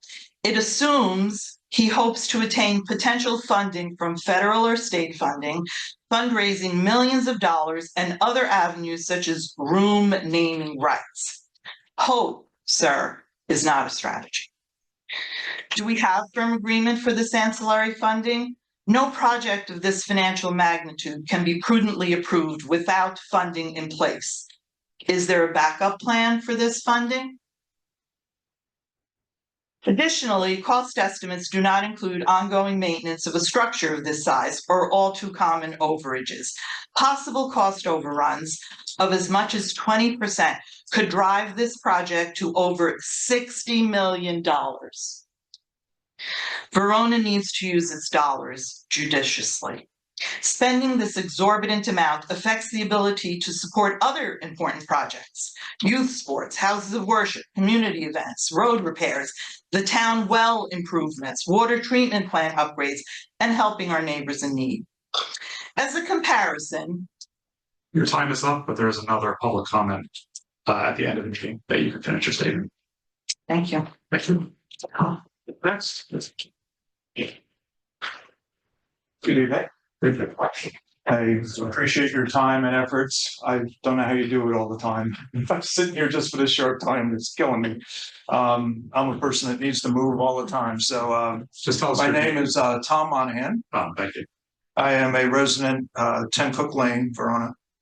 I spent 18 years with Starbucks as a facility manager, a construction manager, a senior project manager for the country. And the last 5 years of work before I retired, I worked as the Northeast facility manager for Darden. That had 78 restaurants that I maintained. All of the budgets and everything that had to do with facility maintenance. My concern is that I looked at this current building's design. And one of the things I did while I was at Starbucks as the regional manager for the whole, construction projects was to look at things and see, were they cost effective? Did they make sense? And we would, look at each project individually and try to make the best design decisions. Currently, this design shows 17 bathrooms, and that's not toilets, that's 17 individual bathrooms, some of them with multiple toilets and showers. It has 7 conference rooms. So in the case of, I would look at that and I'd say, well, why do we need 7? Why wouldn't we have 1 or 2 and everyone just work to utilize those? That's where you build your cost effectiveness. You don't need that many bathrooms. You have 1 central bathroom or 2 or 3, but you don't need 17. 3 kitchens. So I don't understand that. Why 3 kitchens? Why not 1 kitchen where everybody utilizes it? Another thing was just looking at the design. You have all the emergency vehicles at the back of the building. That means you have to plow all the way to the back of the building every time there's a snowstorm to get access so that they can leave. You also have to maintain the parking lot because all those heavy trucks going across it are going to cause it to fail. You also have people walking past the front doors to get to the building once you have overflow and you have to park in the back. You have people driving past the area where the trucks are going to be pulling out. So if there's an alarm, you're going to have basically people possibly having accidents into each other. I looked at just, 6 emergency vehicles. I don't think we need 6 right now. I think we have 3. So that's doubling the size. 4 fire trucks. I think there are 3 right now. There's 9 spaces for police cars as well as 1 utility vehicle.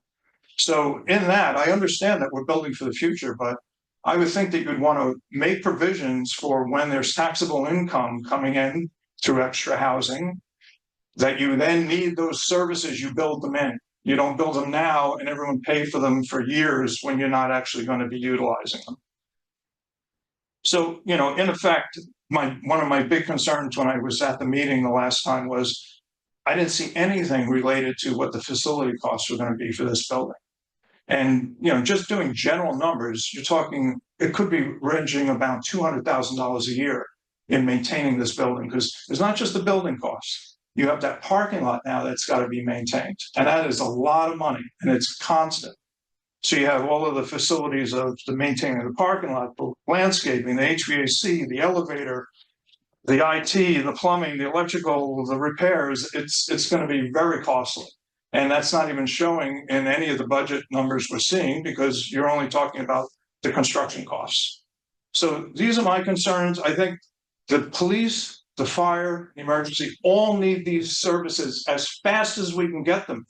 We can't delay it any longer. The fact that they're working in the conditions they're in now is beyond me. So my concern is that having them all in one, all your eggs in one basket, if anything happens to that building, you lose all 3 services. So you should really look at options to maybe get these things moved through quicker and put them in different areas. Sorry, I have to cut you off because your time is up, but there is another public comment. Thank you. Thank you for your comment.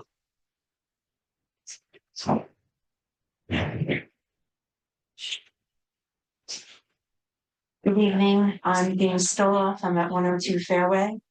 I am going to read what I want to say so I can get it in under 3 minutes. You have 4, you can take. 4, okay. First, I'd like to say thank you to members of this council and others for hiring the engineering firm to evaluate the proposed development of the woods adjacent to Howell and the other neighboring roads in Verona. It was great and pleasing to see that the folks in the room that night, when that gentleman spoke up and handed the Boswell report to the West Orange Planning Board, it was a good surprise to them. So thank you for hiring them. Thank you for keeping them engaged. West Orange is being very crafty in how fast they're allowing the developer to modify their plans. So the response back was, thank you for this report. It's good that you came in person because all actions have to be done in person, but it actually should be modified to reflect the current plan. So my understanding is that folks will spend some time looking at the revised plan, modify that engineering report, resubmit it, and be physically ready to engage with the planning board under this guise of everything has to be done in this open access forum. I wanted to also just say that the next meeting is August 14th at 6:30. They've been running from 6:30 to 11 p.m. chock full of people online, sitting on the floor. So hopefully we have persons lined up to attend on the 14th. And I'll work through council members to make sure that people are aware of, these next set of meetings. I did want to give a little bit of status on the on this development. So far, the developer's engineer and architect have spoken. We were allowed to give public comment on the engineer.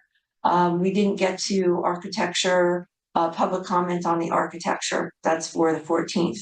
I will say this plan has many flaws to it. Let me just highlight a few. Fire and EMT access is not well thought out. They haven't gone through their plan with the fire chief.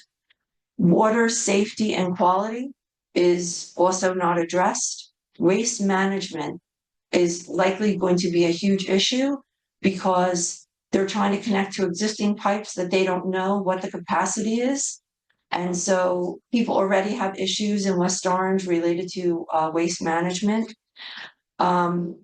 Water sources. So today, folks on the top of Howell get their water from Verona.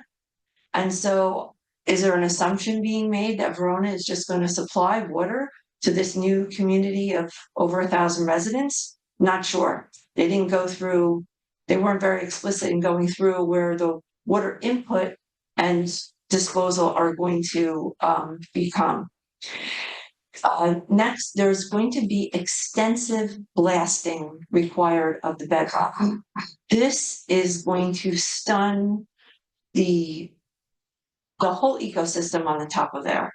And residents are very concerned with the air quality, the effect of the blasting. How are they going to distinguish blasting rock for the buildings, retention, a pet facility, roads, versus the fragile ecosystem of the wetlands?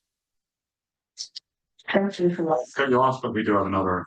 I'm not going to stay, but thank you for listening. And again, thank you for advocating for us residents. Thank you, Jim.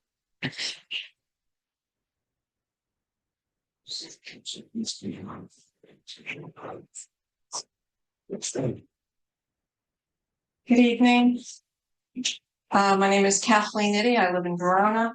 Similar to the request for taxpayer impact on Everett Field, several residents have been requesting or attempting to understand the tax implications of the affordable housing under development in Verona. An initial request was sent in June. I attended a July planning board meeting where the mayor kindly gave me the township manager's contact information, follow-up emails to him, and several people have never been responded to. I would like to submit the record of us requesting information that we haven't received the minutes. We would like the council to provide an estimate of what this could possibly be, the high, the low estimate. I know it's difficult, but when you have a developer only paying $8,500 the first year, going to $14,000 in year 30, somebody is going to have to pick up the tax burden to the town, especially with what's going to happen with schools. Thank you. Thank you.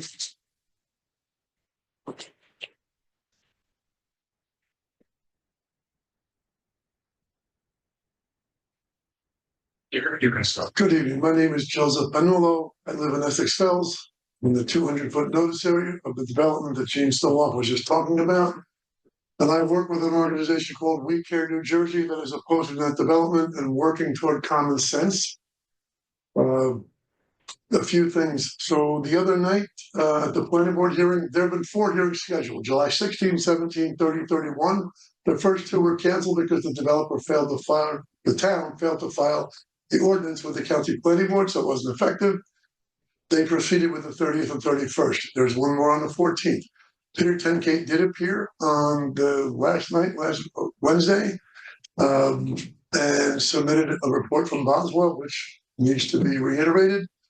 I did speak with Paul Ferrero the following day, provided documents that he didn't have for the most current set of information available, engineering, stormwater management, etc.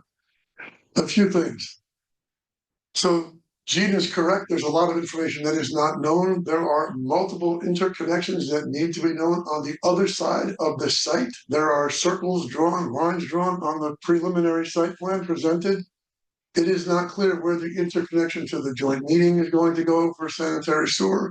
There is a 1983 sanitary sewer easement that serves the 300 condos at the bottom of the hill that comes through Verona. Now, I believe that is at capacity, goes through Howell Drive. It stinks. There's health department in West Orange comes and visits. That line will not have capacity where water, stormwater, Public water, New Jersey American Water doesn't have an interconnection request yet. The sanitary sewer easement, unclear. Gas, electric, unclear. Blasting, trees, unclear. Trees will come down before the mountain comes down. We don't know where they're all gonna go. Where they're gonna go on site is design. There's no calculations. Most important thing, at least for Verona tonight, that I can ask for, if you could. So it only became clear to, so Greg Becerra was presenting in behalf of Verona in 2005 and 6. There were 11 planning board meetings for 136 single-family homes that was shot down 5-2 on public safety grounds.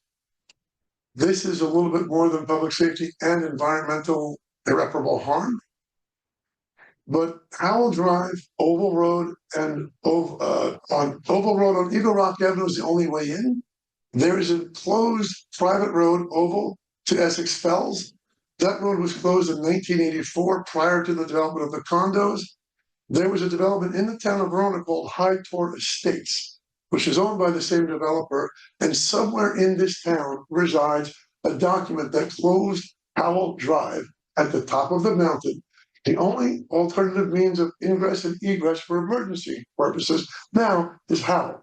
One of the reasons why the plan failed last time is because trucks and EMS could not get up and down that hill, winding roads, Forest Avenue School, etc. I can't find the document. I did not know what High Tor Estates was until 2 weeks ago. We're looking to find that document that keeps that road closed. And so you know, the developer has already submitted a de minimis exception to RSIS to open a road that was under settlement closed for emergency access only. They've already submitted an exception to that. The only other way out, besides that road, which is interior circulation, is Howell. Oval Road's closed. Essex Fells and West Orange and Allied Signal, Essex Fells Country Club, which owns half the road, made sure that happened before the condos were built. High Tor Estates was built here. Prior to all that, we can't find the document. If you can help us find that and keep that road closed, we greatly appreciate it. Thank you. Thank you. Any other public comments?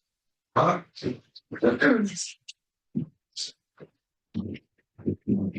evening. My name's Marty Gore. I've lived in Verona since 2000.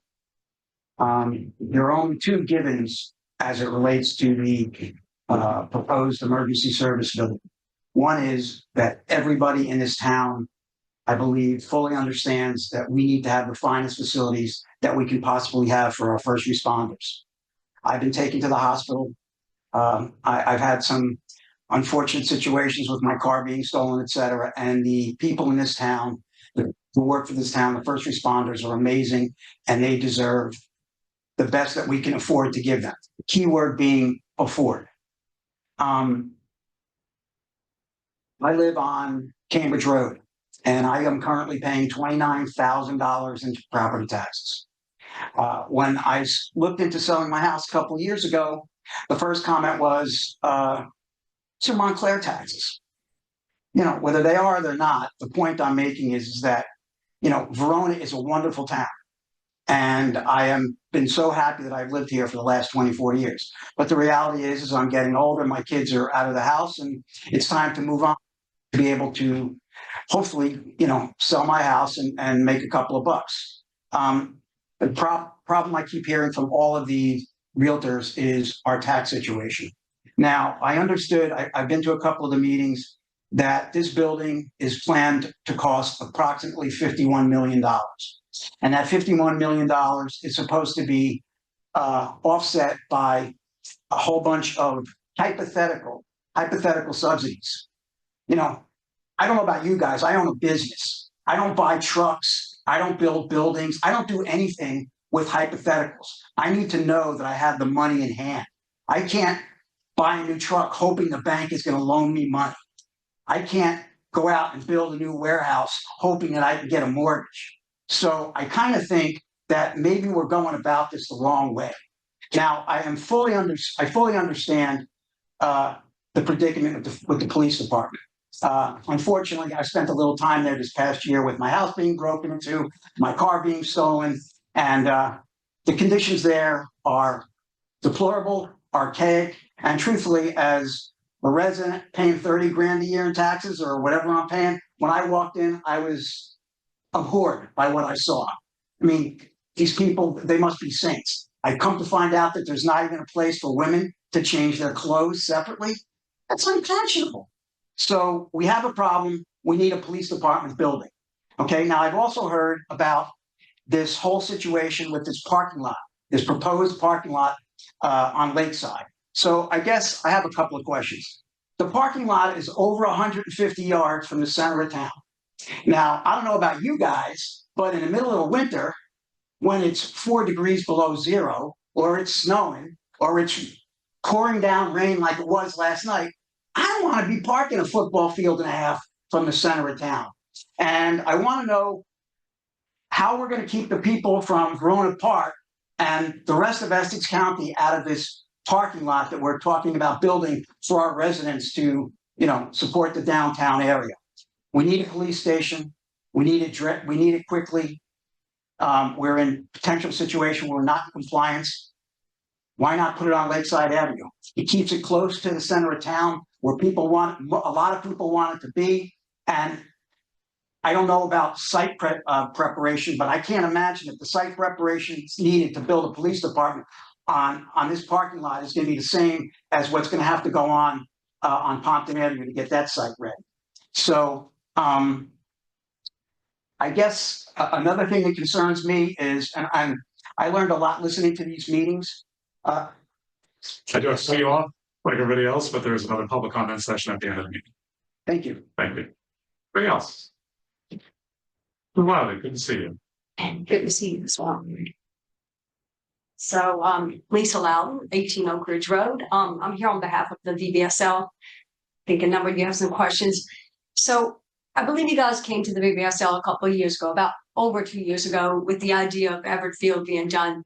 And since that time, although I was not a part of that original discussion, since that time, I've been a part of a multitude of discussions with all of you, including you, several times.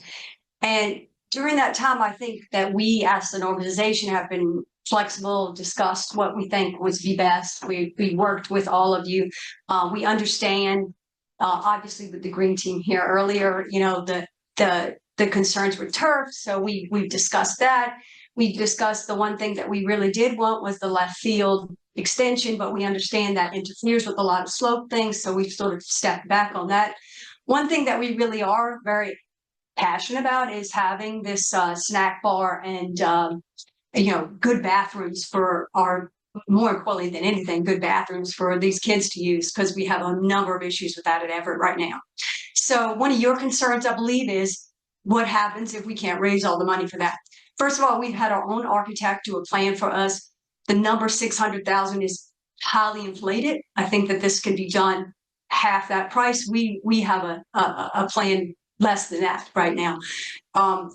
It's not, maybe as grand a scheme as the initial one, but we're not looking for a grand scheme. We're looking for something that our kids can use.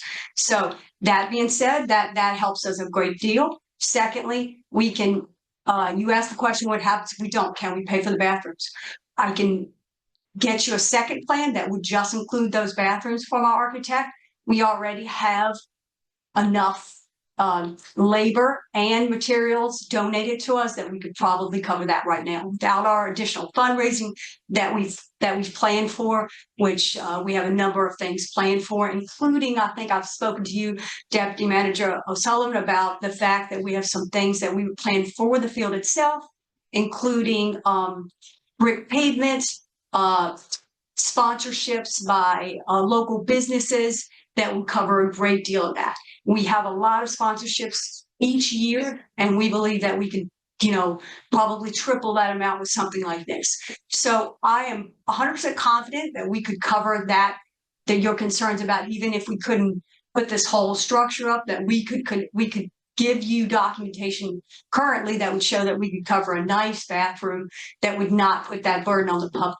We're willing to take that on ourselves because we are very passionate about having this field done. We started this conversation 2 years ago. We don't want to delay it anymore. Thank you. Thank you, Mrs. Loudon. Seriously. Good evening, Jessica Pearson, Verona. Couple things concerning Everett Field. I think it's amazing that residents are pitching in and looking to improve a public field for the good of the entire township. But I do think that we need to address a couple of the design features that are yet to be determined, including but not limited to whether or not we can even utilize impervious pavement on this site, because they haven't done investigatory boring holes or decidedly figured out where the seasonal high water table is, so that this could potentially not be an appropriate use. And we have to also recognize the fact that there are 5,000 square feet, if not more, of new impervious surface being planned for this site. It is a major development. And so if you're not going to be able to use the impervious surface as a method of stormwater management, somewhere else on that field, it has to go.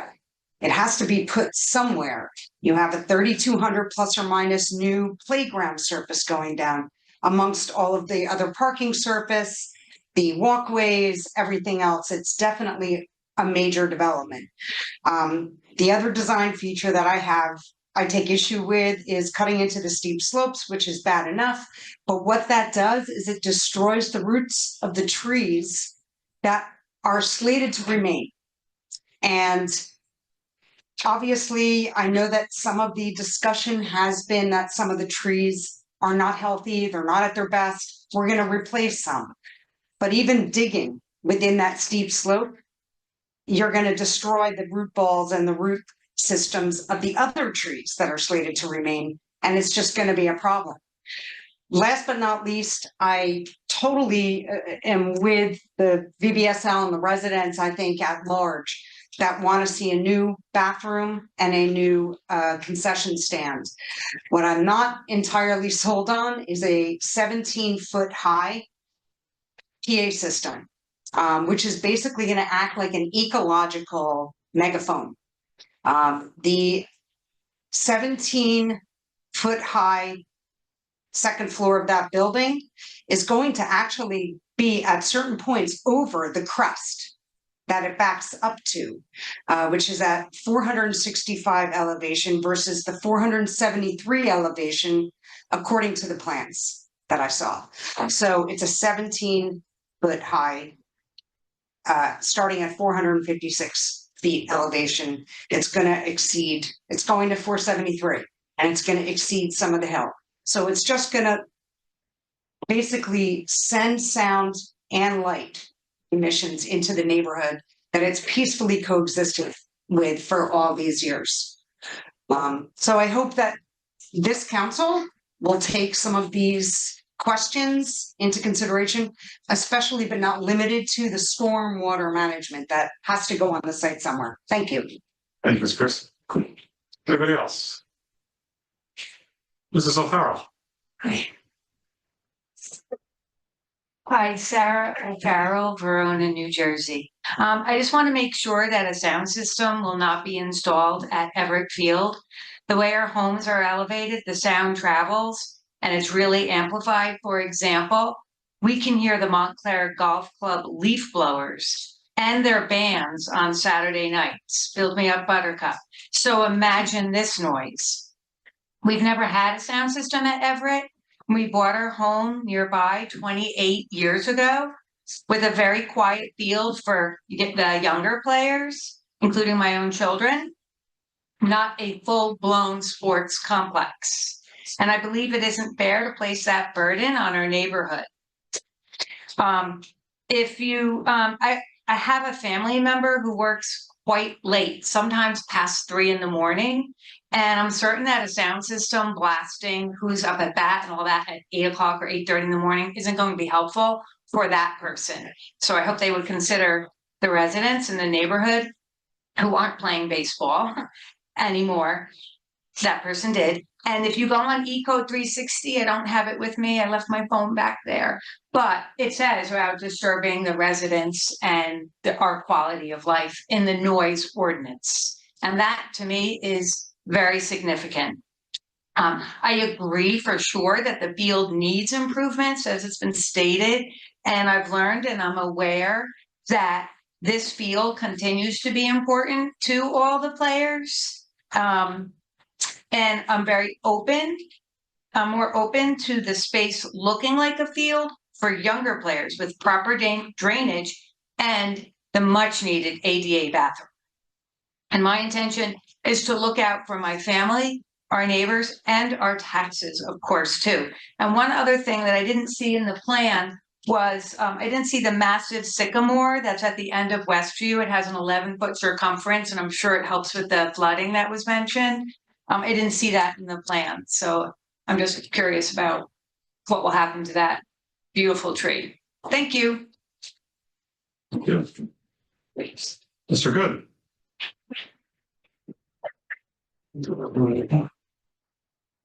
Good evening, Fred Good, Verona. I'll finish up with Anna to save some time at the end so everybody can get home early. One of the things she wanted to talk about was the comparison. Cedar Grove managed to tear down and appropriately rebuild their South End firehouse, about 6,000 square feet for $2 million. The North End firehouse is currently undergoing the same renovation for $3.5 million. Asbury Park is building a combined firehouse and rescue facility of 32,000 square feet for $18 million. And a 55,000 square foot building in Verona for over $51 million just simply did not make sense. So let's do this, and that actually follows up on something Marty had said. We currently are at risk of violations for the police station. Lakeside Avenue is available. Start the police station there, make it a multi-year project with the other buildings, so you're not taking on a large expense in 1 year. Find a way to work with the ambulance and the fire to address their needs over a period of time. But take care of what from what I have heard, people explain is a critical need of possible violations as a police station. She also wanted to convene a committee with the township leadership, along with residents who can have input to help come up with solutions that are address finance, engineering, environmental standards, legal, real estate, and safety. One of the other things that she had on there with Walgreens 2 months ago, I believe on June 28th, in the Wall Street Journal announced that they were closing 2,000 of their stores. Has someone approached Walgreens, because large corporations will make a donation with a tax write-off at the end. And that property could then also address some of the needs. To Marty's point, the parking lot on Lakeside, you could do a second lot on the parking lot, second floor in the parking lot behind HVW. There's conversation about some vehicles being stored in the lots. You could basically give them permit parking on Commerce Court and get them out of the center of town. There's solutions, and they just need to be looked at. Thank you. Thank you.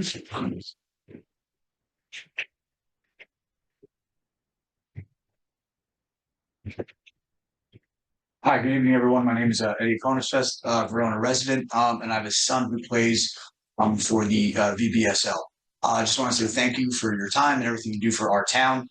We have a wonderful town here. The reason my wife and I moved here for the schools, the town atmosphere, and the way everyone kind of bonds together in the first place. I just wanted to say that I'm totally in agreement and hear what everyone has to say about the Everett Field being revamped, reutilized, and pretty much overhauled.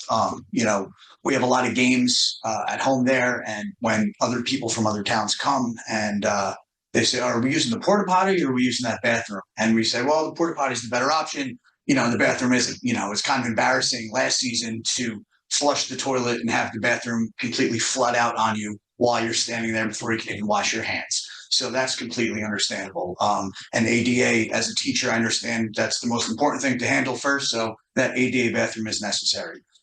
So the fact that we've been using the porta potty half of the spring season into the summer, it was a little embarrassing. Not to mention when other towns came there, they were kind of surprised to see that that's what Verona's putting out there as our, pride. So that was a little upsetting. But we did say that we're hoping that, hopefully things are in the works to switch that up. So we do understand what you're saying. The safety concern too, I'm very happy that people spoke with the athletic fields because I'm a big proponent of the grass dirt field. But right now, the dirt that we do have also has a lot of rocks, big rocks in it too. So, a lot of the parents and coaching staff go through and they kind of just pick out the rocks that come from the hill on the way down, each time it rains. So it is a big safety issue as well. I know the parking lot you spoke about, the safety of that surface. Even if we could just temporarily fill up those huge holes with some kind of rocks. There's a lot of grandparents that come around in walkers, and they're going to a game and they get hurt out there just coming through. For them, they don't care if it's asphalt or if it's grass, as long as it's a flat surface. So I think we're all on the same page here, with getting this done and trying to do it as quick as possible. And that would be great. I live in the FN Brown section, and we have the high school speakers that we deal with. So I understand why the idea of a huge PA system isn't ideal. I don't love it at all, but we deal with it. I don't think the sound speakers would be a big make or break for VBSL. I think it's more of and I'm just speaking for myself now, more of a baseball safety and kind of just putting out the best for Verona. But thank you for your time, and hopefully we can get this moving as quick as possible. Thank you very much. Thank you. Yes. Okay, hearing none, I'm going to close public comment. I'm going to respond to a couple of these items as my notes have it, and I'll call on the other council members. Going to Ms. Vassaro's point, I agree that well, I don't think Ms. Vassaro's here. You're back. I agreed that the manner in which the tax impact was presented to the public was not okay. In fact, I brought it up at a town council meeting immediately after that meeting, and requested the township manager reformulate an estimate, not only with the assumption that we couldn't get all the funding that was promised, but also assuming that we're taking on other debt with other capital projects that we have. I think one of the underlying assumptions that was put forth in that meeting, we were not, of course, permitted to attend, but we did watch I watched the film, was that it wasn't really brought up that we would have in the time span of this bond, maybe another $15-20 million worth of cap, right? Maybe even more. When something breaks, everything's always breaking. We have to pay roads. We do spend money in that way. So I did request that, and I am waiting for that. I also request that we use an outside contractor to assist in the preparation of that those financial reports, and we have one that would do a good job that I did recommend to the township manager, who's our former CFO and is aware of our finances, but is also a brilliant individual that could do all that analysis. So I agree with you on that 100%. And I had other tax impact estimates that I had calculated myself, but I'm not going to suggest those now. I think the one thing that's important to note, and Mr. Giarco here, I think his response would be a couple things. First of all, what is before the public as a concept plan for this building? The council has not opined on the design, cut items or anything at this point. So when the building was, the concept plan was created, the architect, the manager, our team took what was requested by the different organizations together. So the one thing that I've constantly said, I'm not going to allow in is like the police chief having his own bathroom, right? Like, you don't need your own bathroom. Okay, that's 25,000 out, right? The manager has the cost of the building broken down by room. Okay, so we are able to see that. But it's something that I requested to see, but I joked with our police chief multiple times that he can go to the bathroom like everybody else. But the point is that there is some room for the council to make some strategic decisions before a final plan is put forward. The other underlying assumption of the presentation was that the manager posed to the public the higher end of the cost, so as to set expectations. The reality is there is a potential that this building will cost less. So Mr. Good brought up other buildings that were constructed. We were able to look at the final cost of those buildings, not the projected cost of those buildings. So, and while I agree, it's a significant amount of money, and this is going to be one of the toughest decisions this council makes, presumably this council, or it could be the next one. But I did want to put that out there that I am in agreement with you. And I'm hoping that any overrun would fall into what you were quoted as far as an estimate for what that building was going to be. But once again, we haven't looked at, we haven't really had a discussion on what we can pull out. Because as council, we can go back and say, okay, we need to cut 10,000 square feet out of this building. We need to do X, Y, and Z, and send it back to the team and let them make those tough decisions. Mr.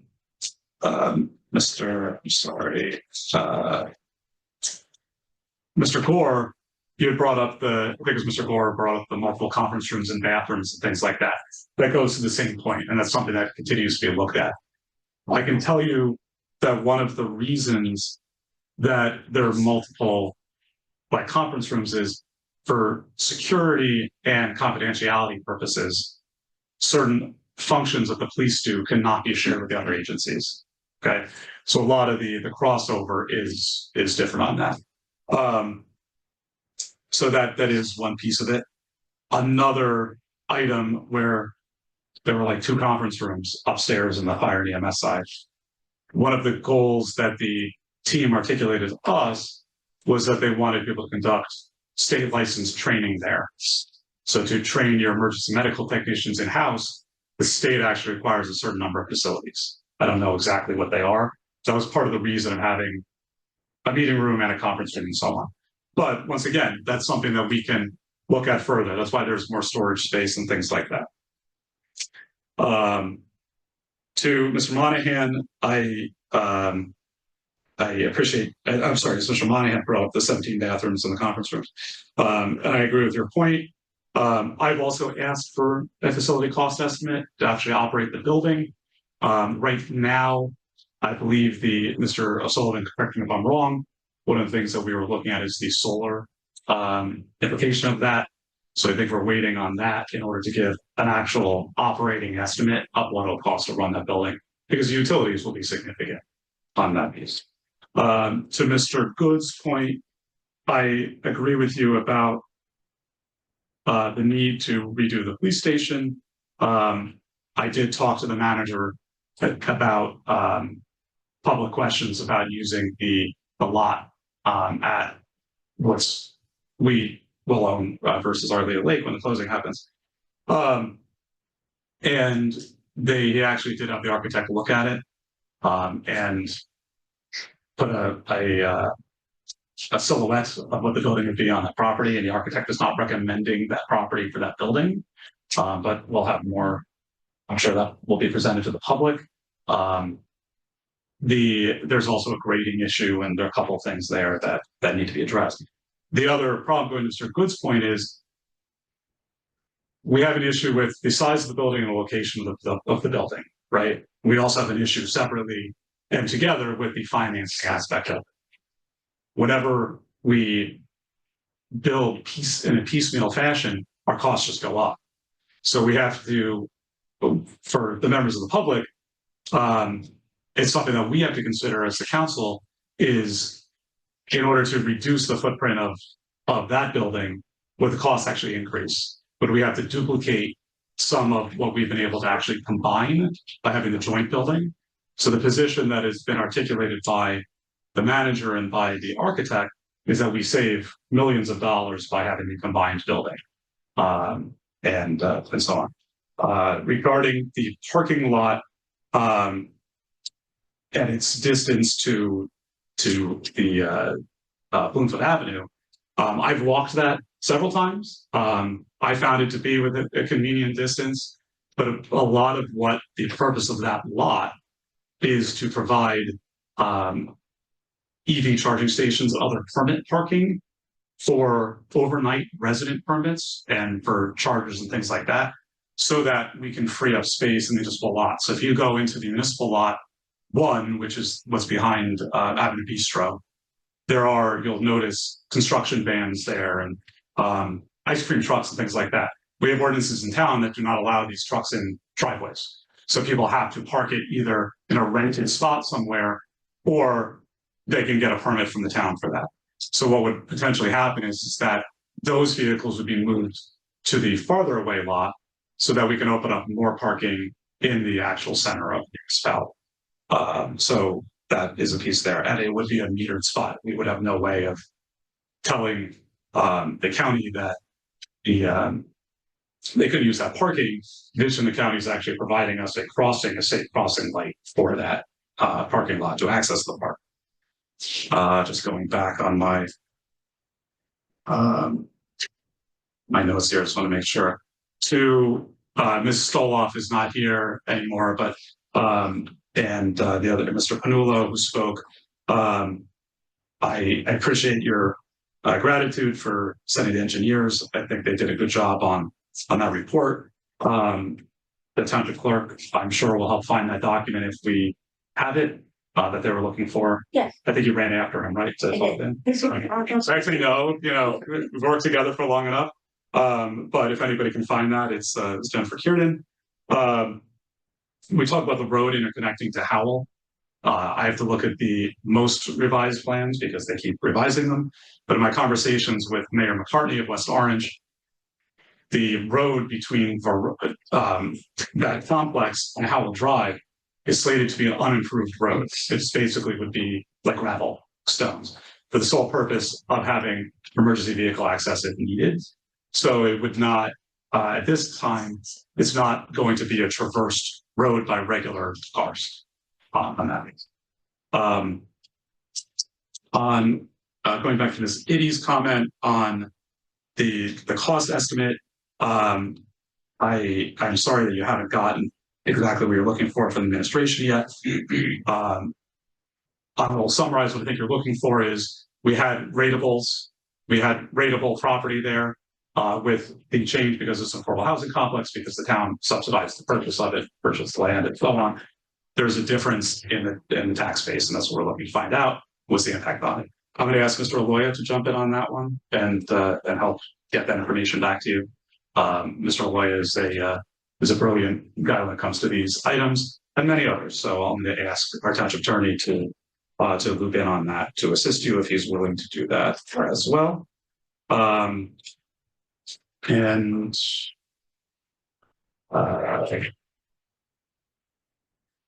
Sorry, I just want to be able to get everybody. This is Loudon's point, so I'm glad that you came up.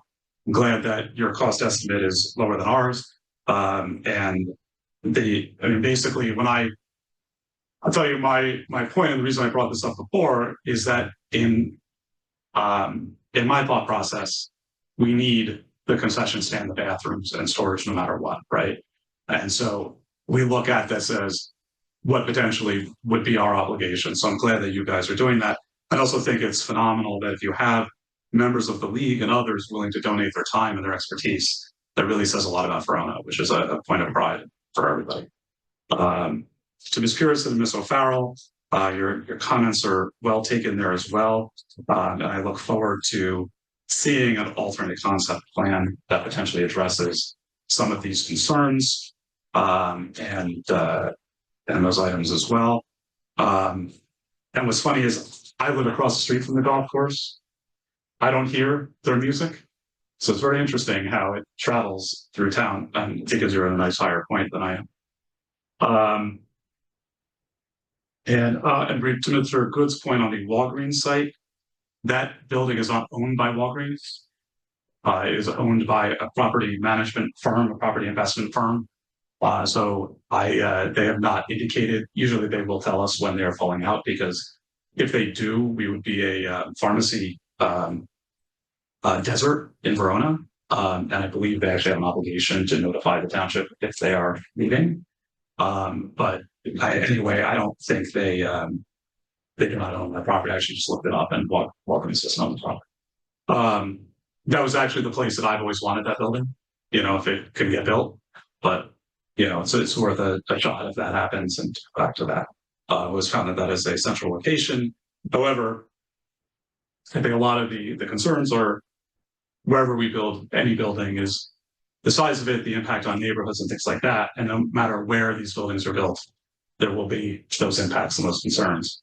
And that's something the council does consider and take into, at least I do, and take into our thought process that there may not be the perfect solution. I'm going to be honest in that way on that side. But however, I know that the administration is dedicated to reducing any impact on the neighborhood. And the emergency services have expressed their thoughts, and it's an ongoing conversation. And I do look forward to the time where the council has a rich discussion on what our expectations for that building are. So there's a lot of comment. I appreciate everybody bearing with me as I responded to those items. I think I hit everything. If I didn't, please feel free to say and chat at the end. Any other responses from the council? Councilman Holland. I'm sorry, Councilman Woman. I'm going to kind of clump these by topic rather than responding to each individual person's concerns, but I did want to make at least a couple of statements. The majority of the comment was related to the emergency services building. This is a situation where the council is going to have to make decisions that whichever decision we make are going to be unpopular one way or the other. I am of the mindset that I'm not seeing the level of caring and efficient use of space that I really want to see. If we're selling this building as the best solution by combining all three squads in one building, I think there's probably a little bit more efficiency that we can wring out of it. That's just my opinion from looking at the plan itself. So we are going to have to kind of go room by room by room and talk about what really ends up in the final plan and what doesn't. But yeah, I really do feel like we need to bring the cost down on this building. It's a very large dollar figure. It's escalated throughout the course of this project. And, you know, we can't say yes to everything. We're going to have to pick some things that we, you know, that are absolute needs and some things that are wants. And we can always design a building so that it's something that can be expanded in the future. If we have a substantial population increase, if we find that we really need to expand our emergency services, we can make sure that we don't paint ourselves into a corner. It'll obviously be more costly in total by doing something like that, but we may have to see what we can actually build here. We do need to build something. I mean, everybody knows that. We need to deal with these emergency services buildings, but the dollar figure is a lot of money, and I really do want to see exactly how efficient we can possibly get. So we do need to have those discussions, and we're going to meet somewhere in the middle. Someone's going to be unhappy one way or the other with our decisions, whether it be the services that want a certain room in the building, or public that wants to see the smallest building possible. So that is going to be a process we're going to have to go through, and we're going to have to work our way through it. But I am similarly concerned about the cost. Our biggest challenge right now, I feel, is capital. For a while, I felt our biggest challenge was operating expense. Now we look at this, over the last couple of years I've been sitting up here, as we get to these major projects, our ability to finance all of them is interesting, particularly the interest rate environment that we're in. So we're going to have a hard look at this and see what scale of facility is appropriate to build. We have to build emergency services facilities. It's just a question of what. So I really do appreciate the detailed look that the public is giving about it. The concept of operating costs, it's also a very interesting discussion. Is this something where a building of this size is going to require us to add a building maintenance person? Is this going to require a full-time employee to do building maintenance? I mean, very well may be possible given the size and the scope of it. What's the cost of that? So we still have a lot of questions. We have a lot of discussions. I just want to make sure that this is, as I brought up the same points regarding Everett Field, I don't want us to get so far into a planning process that we expend a lot of money and we get, past the point of, well, we have to do it because we're this far along. I don't want us to reach that point before we've had these discussions. So there does need to come a point in time where we talk about this in detail. Ms. Nitty's points about affordable housing, I've kind of given sort of this discussion about affordable housing. It requires a historical perspective about where we came from, which is we had developers looking to build 3 separate, very large developments on several lots that were all 80-20 developments, which were going to be 80% market rate, 20% affordable. And the township strategy in terms of how we handled affordable housing was to try and shrink the total number of housing units, affordable and market rate, that were going to be built in the town. That's how we ended up where we are with this building. It did involve the township expending money to acquire properties. But I will submit that in the long run, our overall operating costs and tax impact, given the strategy that we selected, are going to be better for the taxpayer by essentially taking hundreds of units of development off the table. That was really what we did, the way that we did this. So yes, there is going to be taxpayer impact from the construction of this building, simply because we had to buy property. And yes, because it is going to pay a relatively low dollar figure into the township in terms of property taxation. But if you go back to sort of the beginning of this saga, we avoided hundreds of units of housing development in the town that would have vastly changed what Verona looks like. It would have been a substantial growth in population. We can start going through specifics on numbers, which is, I assume, what you probably really want to have from us. But that's the only thing that I ask for, is that when you consider this in context, consider what the alternatives were and the decisions that we made, because we were very concerned about the impacts on the school system from building up as many units as were proposed in the first place. One of the challenges with affordable housing development in New Jersey is it recognizes that there's going to be impacts to your community. It recognizes that you're going to have to build and maintain additional infrastructure and provide additional municipal services. But the statement is basically, you simply have, as a community, your obligation is to fund it. There are a lot of things that can be discussed about affordable housing policy in New Jersey and what the best way to go about all of this is. But we're working within the regulatory and judicial framework that exists. And it is never going to be a zero impact proposition. So the question is, how do we manage those impacts? I can't get into a back and forth here, but I know what you're looking for, and we don't have the numbers up here right now, but that's my only ask, is basically consider the decisions we've made based on the alternatives that we had, which were proposals for very, very large developments in the community. And we did avoid those successfully. So we'll try and get you more information. Mr. Oloyo has been here through every step of this. He knows the history of it, but I want to make sure that you're fully informed on this. Everett Field, again, I made my comments earlier. We are going to have to get some council input into this. I likewise am, very appreciative of all of the community involvement in getting a project done there, and the willingness of BBSL to contribute materials and labor to build part of the facilities there. That, again, I agree, just shows the dedication of our volunteers here. So I do look forward to us being able to do a project there, but we will consider community and neighborhood impact at the same time. I'm looking at the breakdown of the costs, and a lot of the costs are in site improvements, and there's hundreds of thousands of dollars for a line item for retaining walls. So things like where we position walking paths and dimensions of certain support facilities there can have a substantial impact on the cost and the extent of the construction. So I look forward to hearing Councilman McAvoy or Deputy Mayor McAvoy's analysis of this and seeing what our alternatives are, and hopefully we can have a couple of things that we can look at, and again, meet in the middle. That's really what our job is to make intelligent decisions to build the appropriate size facilities for the need, while managing impacts on neighborhoods, environments, and compatibility with the rest of the community. So all of these are ongoing processes. I really appreciate all the public input and look forward to continuing all these discussions. So thank you. Thank you, Councilman. Councilman McGrath. Thank you. I want to leave off where Councilman Roman was about the VBSL project, and I want to acknowledge and thank Ms. Loudon and the VBSL organization for already making substantial concessions. They really are trying to meet in the middle so that they can move this project forward. And I really want us, the council members that have concerns, I'm comfortable and ready to move forward, but the council members that have concern, I please ask for speed and efficiency so that we can get to the next phase.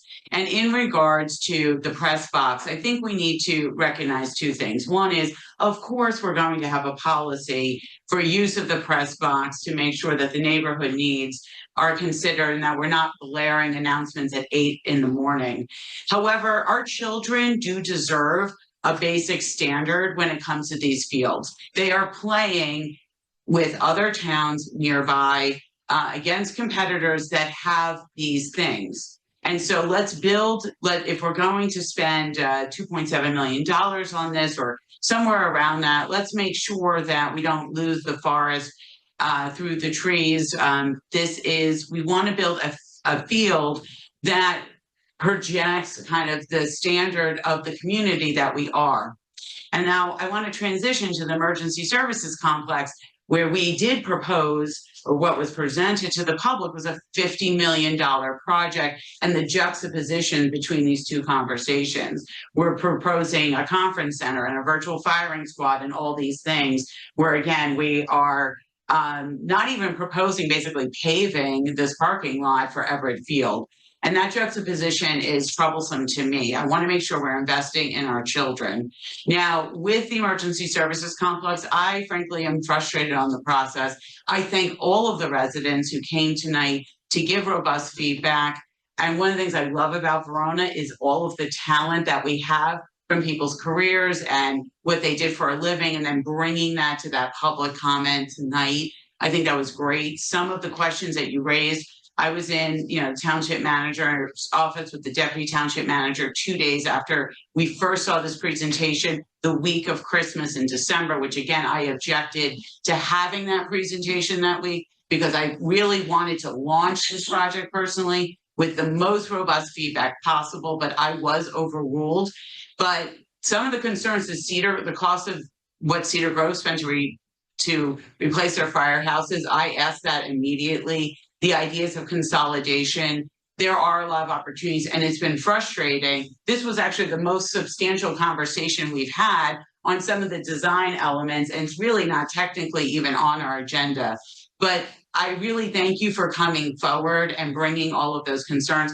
I also was frustrated on the financials and spoke to it at the same meeting that the mayor did. It was a rare breach in protocol on how we do things. We were supposed to see those financials first. We needed to kick the tires and understand the assumptions, and those slides would not have been presented in that form at that presentation. So that's one point of frustration that I have as well. Going back to the West Orange project, while they're not here, I absolutely thank them for coming and giving us that update, but I also thank the council members who are advocating very strongly behind the scenes to make sure that our administration is on top of that project. And then finally, in terms of affordable housing, when I was elected and first started serving 5 years ago, I walked into the middle of this very complex and confusing project. And while I agree with some of the sentiment on Councilman Roman's points, had we built all of those hundreds of units, though, we would have gotten the rateable. So we chose a solution where we kept the number of units down, but we didn't get tax ratables, which does help to lower taxes. What the point I really want to make, though, is we have to start this process again. So in October, we will start very important council meetings by law. We will get a number from the state of New Jersey of how many units we need to build. And by the end of June, we have to commit to a new plan. So I encourage your continued involvement and participation in these meetings, as long as they may be, because we really need resident input. In 6 months, we are going to have to make major decisions on where we're going to put the next round of affordable housing now that we're in. We haven't even finished building what was due on the last round. And now by law, we have to commit by June 30th of next year. So this is going to be a very active fall and spring. And I do encourage all of you here and those that may be listening to the replay or online to continue your involvement. We need your input. Thank you. I do just want to clarify for the record that the plan includes a virtual firing range, not a virtual firing squad. So just Sorry. Not to get in the papers. We're all on my shots. That would definitely not be a needed item. Thank you. Thank you, Councilwoman McGrath, for supporting what I said about Everfield, that we do need to move it forward very quickly. And that's why I said I would be willing to schedule a meeting as soon as possible at the engineer's convenience. I'm not going to go on and on about all these things. I think this council pretty much feels the same way about all of them. I do think we need to really look into, I'm going to reach out to Mr. Panulo tomorrow, because one thing he said was, he kind of implied that the development in West Orange up there, I know the West Orange, the Howell area, we take on all that sewer treatment into Verona. And he kind of implied that the development on the other side of this 120 acres also comes this way. So I'm going to reach out to him to see if that is true, because if it does, the only way it's getting to Verona is across that property. So that developer's assumption may be that they're hooking into that line. So I think that's something that we need to look into to make sure that they're not making that assumption. So sewer hookups and water supply is a big and as far as that road goes, I mean, we can sit up here and talk about it till we're blue in the face, but it's West Orange. That part of Howell is West Orange. And if they want to open up, they open it up. There's other ways that Verona can tackle that, making one-way streets in Verona in some areas to divert traffic further down to not have them go across fires. But that will totally change the traffic pattern in that whole area. But as far as that access to that property up there goes, it's not a council decision in Verona. It's a council decision in West Orange. So that's something we got to be careful with. So, and that's, I'm not going to go into all the other ones. I think people know how I feel and what we got to do. Thank you. Councilman. I'll just make a remark because everybody else talked. But I do want to thank VBSL for coming forward. I do recognize your concerns about affordable housing.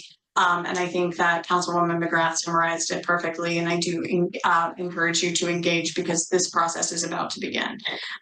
Your concerns predate my time on the council. Those decisions were made before I was elected, but we are about to go through this process again. It is a cyclical event. And so resident engagement is really, really necessary and encouraged. With regard to the emergency services complex, I do just want to stress, as several of my colleagues had this evening, that some of the materials that you were presented were never presented to this council. So I never had an opportunity to comment or offer any feedback on those financials, some of which are stunning. Some of the representations were stunning, and it was terribly concerning to hear about it secondhand, having not received that information myself, and having now sitting here in August not had it on our agenda since Christmas week. So I do think that the attempt is at stakeholdering, but I do encourage the administration to work in small groups. As we've heard, that's been done with the Highlands project, it's been done with VBSL, that you have engaged residents. There's an opportunity for small group stakeholdering to hear some of that feedback firsthand and to work on this project with them. But certainly I do agree with you about some of your concerns. I don't have the ability to speak to it as directly as the mayor does, who's been a lifetime member of the rescue squad and a member of the emergency, our deputy emergency management coordinator. But I can say that looking at the building myself, I think that some of those rooms are redundant and are unnecessary as well. And I certainly do feel that the maintenance is a major issue. And I raised it at the time that a big issue that we have here in Verona, and I said it earlier tonight with regard to Everett Field, is that we've made large investments in infrastructure in this town over the years, and then they're just not maintained. And then what ends up happening is just like if you never change the oil in your car, eventually you just need a new car because you didn't pay for those oil changes along the way. And that's a really big problem that we have as a municipality in Verona. I was moved to run for office because I could see that with regard to our utilities, and we've been working on that. But as I've been here, you could see it in various different areas, whether it be these emergency services buildings, which, from the images that you saw and that I saw when I took tours of these buildings, they were not adequately maintained, and they've definitely been outgrown. You can see it in Everett Field and various assets that we have for recreation as well. So it is a pervasive challenge that we have in this municipality, is maintaining these things and making sure that we are strategically planning for that maintenance and upkeep for these things. So not having that cost baked into it is very, very troubling. That it would be a large capital investment, but we have no plans for the upkeep for it. Like that's just not strategic and thoughtful decision making. It's certainly not something that I would be comfortable with. So I agree that that information needs to be done. And certainly, as much as I agree that Everett Field should be moving forward sooner rather than later, and certainly it should be recognized that there are needs and demands for when that field is available and when construction can occur. So if we can coordinate that, that would be ideal. So I do hope meetings are held soon and the project can progress. But with regard to the emergency services, absolutely, there's need for more discussion on this. And I think that having that stakeholder and opportunity with the municipality, with the township administration is really, really important. Thank you. Thank you. Okay, we're moving on to our hearing and adoption of ordinances. The next item on the agenda is ordinance number 2024-29 on second reading. Madam Clerk, will you please read the title of this ordinance into the record? Ordinance to amend the Verona Green Team Advisory Committee. Thank you, Madam Clerk. Will somebody move the ordinance? So moved. Second. It's made by the deputy mayor. Second is made by Councilman McGrath. Now is the time for the public hearing on ordinance 2024-29. The same public comment statement applies. However, we only accept comments on this ordinance. And we had a member of the public raise a hand and then he disappeared. We'll give him a second to come back in.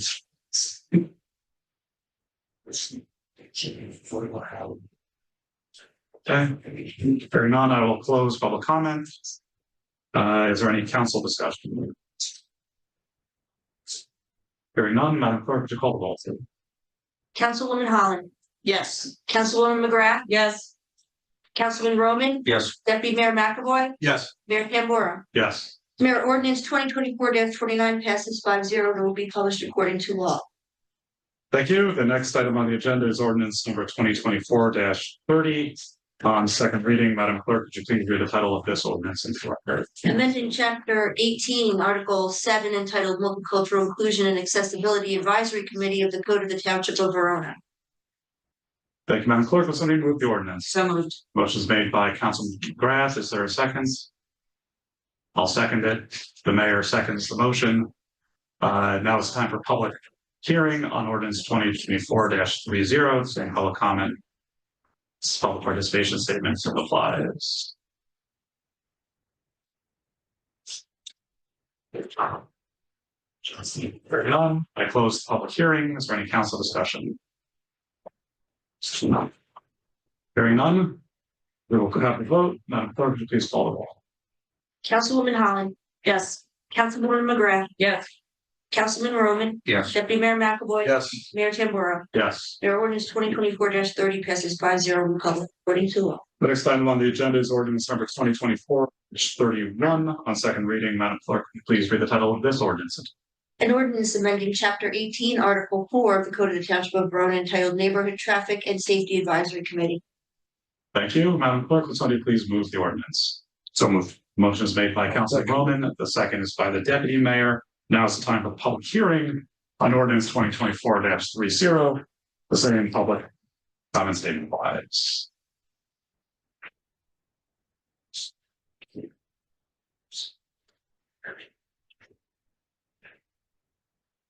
Hearing none, I close the public hearing. Is there any council discussion?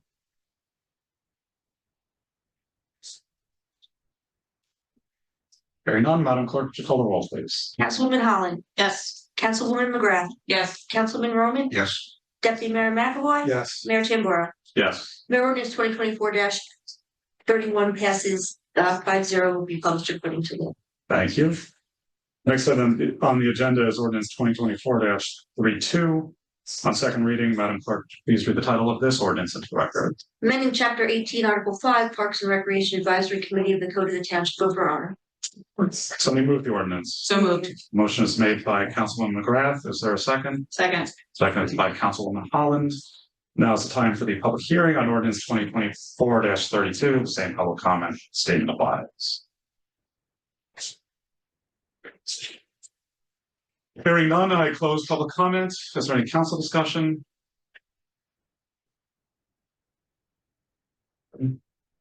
Hearing none. Madam Clerk, call the roll, please. Councilwoman Holland. Yes. Councilwoman McGrath. Yes. Councilman Roman. Yes. Deputy Mayor McAvoy. Yes. Mayor Tambora. Yes. Mayor, ordinance 2024-32 passes 5-0 will be published according to law. Thank you. We have no ordinance for introduction. We move on to our consent agenda. We have one set of minutes, 8 resolutions, and no licenses or permits this evening. Our resolutions include authorizing a contract with Hendricks Appraisal, authorizing contract with firefighter 1 for gear from a state grant. We have we'll be accepting a Board of Public Utilities Clean Fleet Grant, approving change order number 1 for our road repaving project, which will actually decrease the cost. And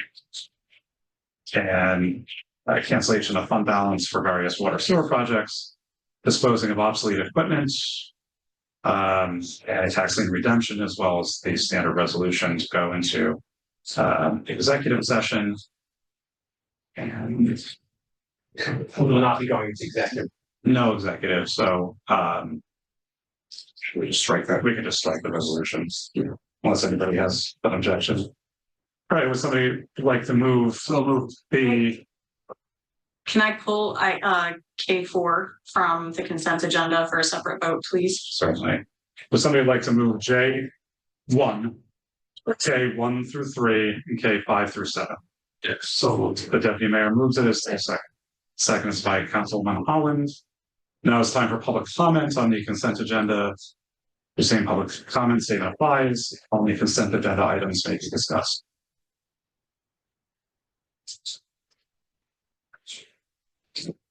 Hearing none. Is there any council discussion? Yes, Councilwoman McGrath. Just a clarification on K4. Oh, we're not talking about it. Sorry. And I think I see the same thing you do. Yes, we'll get to that later.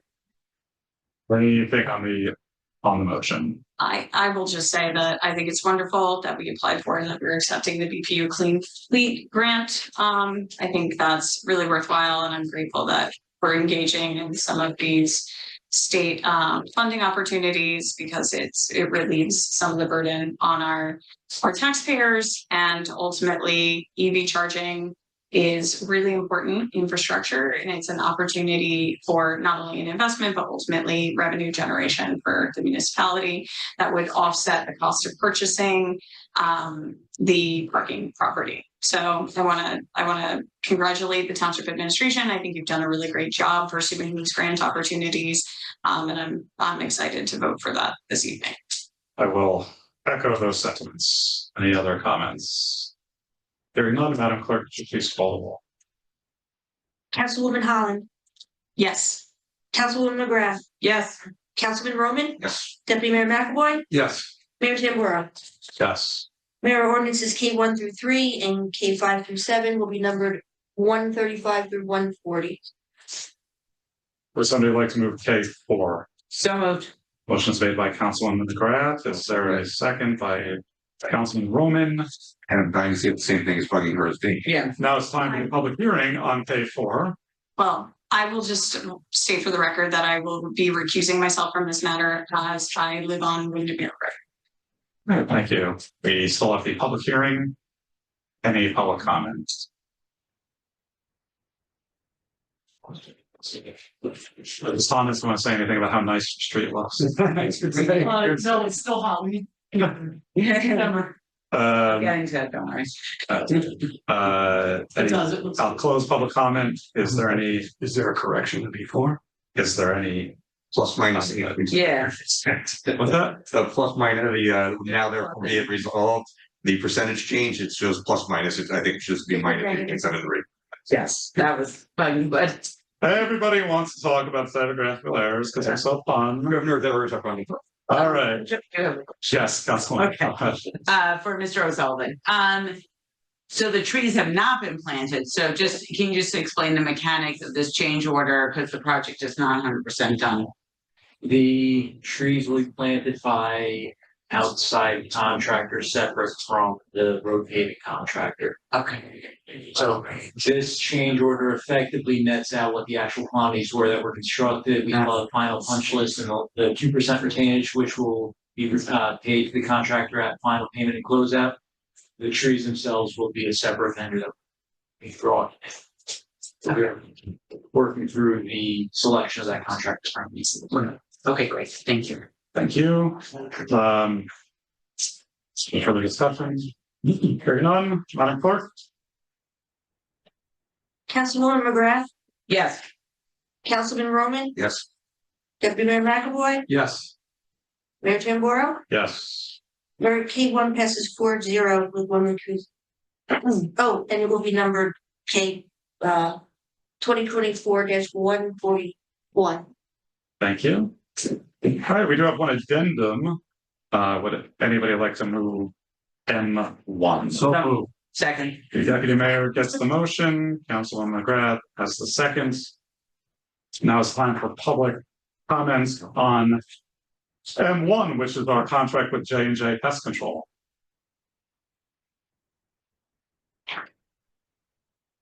Hearing no public comments, I will close that comment. Any council discussion? The question, if we change health, then this contract is will remain. Correct. It would be. Thank you. I do have one typographical issue.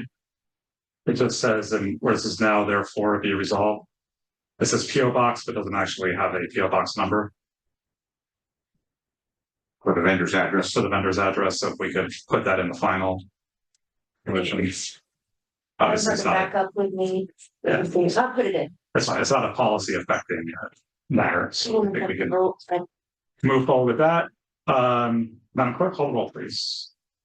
Councilwoman Holland, Yes. Councilwoman McGrath, Yes. Councilman Roman, Yes. Deputy Mayor McAvoy. Yes. Mayor Tamboro. Yes. Okay.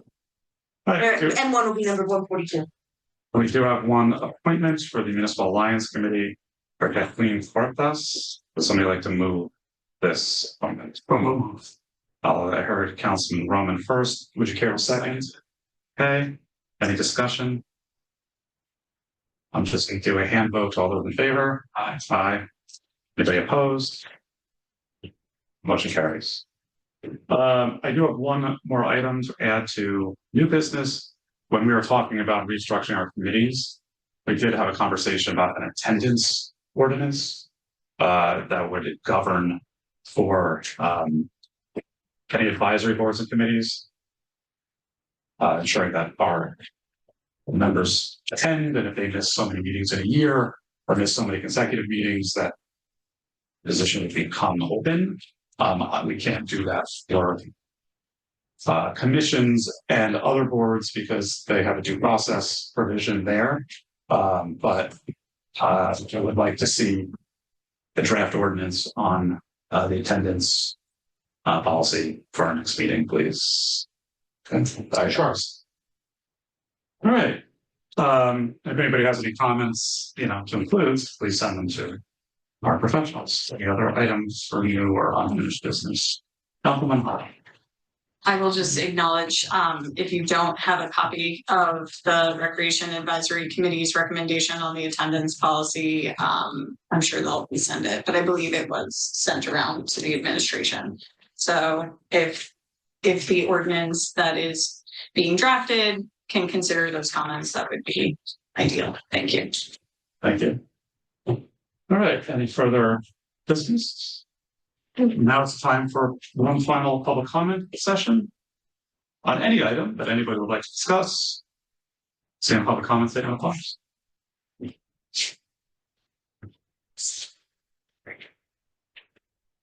Hearing none, I close public comment. Does anybody have any motions? Motion closed. The motion to adjourn is made by Councilman McGrath. Is there a second? Made by Councilman Roman. This is a non-discussable motion. All those in favor? Aye. Aye. The motion carries.